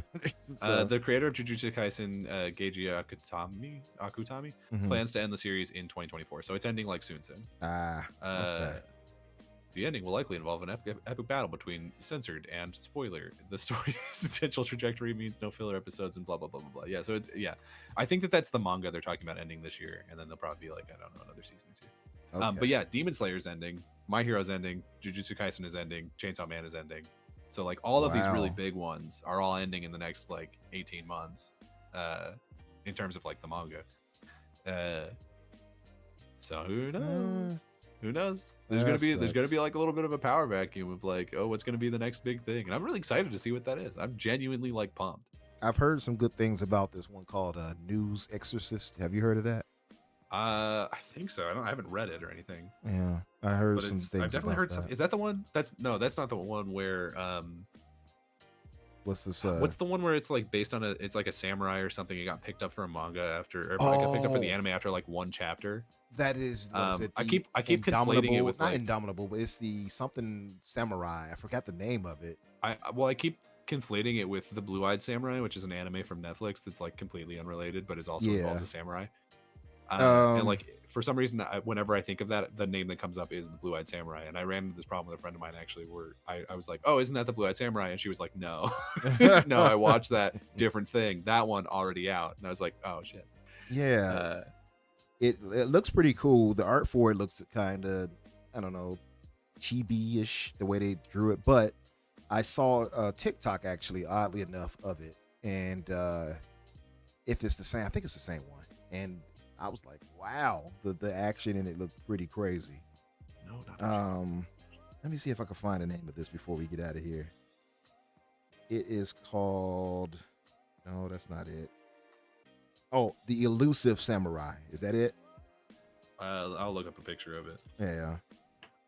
And I've heard about. I think you're probably right though. I've heard about Mama Yu as well. Mama Yu is the samurai. But yeah, The Elusive Samurai, I believe that might be the one that is getting like a lot of hype. I don't know. It might be. I'm looking at pictures of it, and it's definitely like a manga about a samurai. I haven't read it, is the problem. Yeah. But that's probably it. You're probably right. Okay.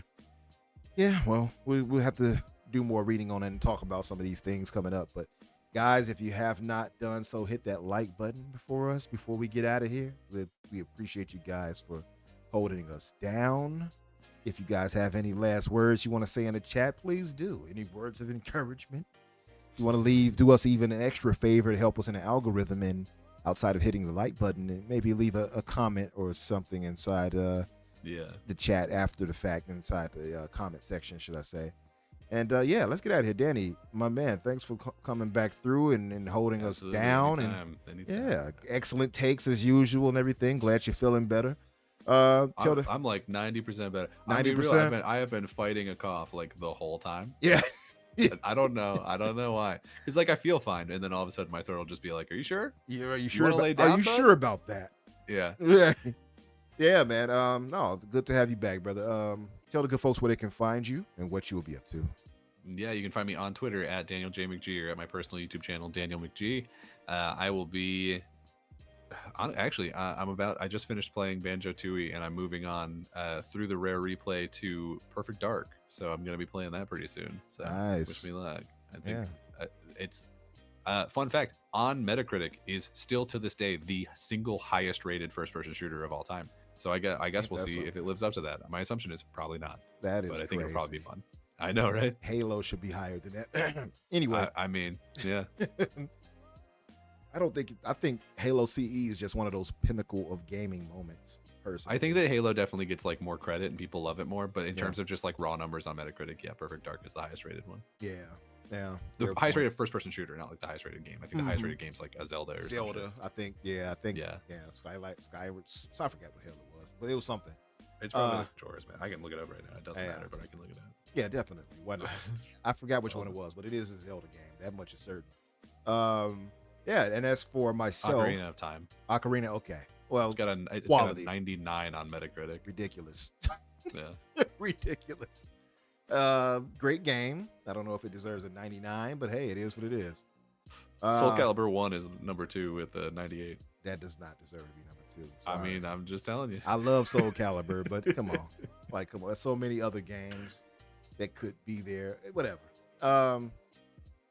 It is what it is. So it's almost as though Metacritic is a flawed system. Right. But as far as myself, guys, you can find me, of course, on Twitter X Infinite Umbra or Umbra Infinite.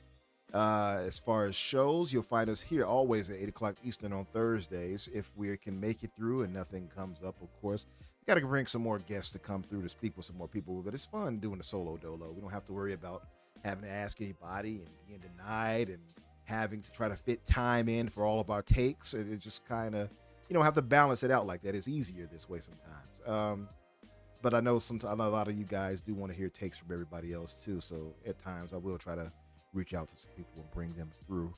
As far as the Infinite podcast with Riskid, myself, Blue Number, and Dante Moody Spriggan, aka Spriggan, we are not sure how that's going to work, but I think Sundays is what Riskid is trying to move it to for now because he's in Germany for Gamescom. So shout out to Riskid, and hopefully we can get that worked out, and we'll post about it on Twitter for you guys to hopefully come through and support us there. Tuesdays on Xbox Factor with Mr. Boomstick and his lovely wife, and Jamie Moran. So it's typically us three now.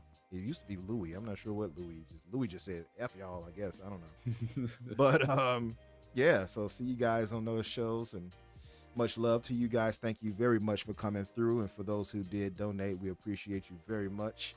It's been a while since YouTube even contacted us. They're like, "Oh, you guys don't get no donations." So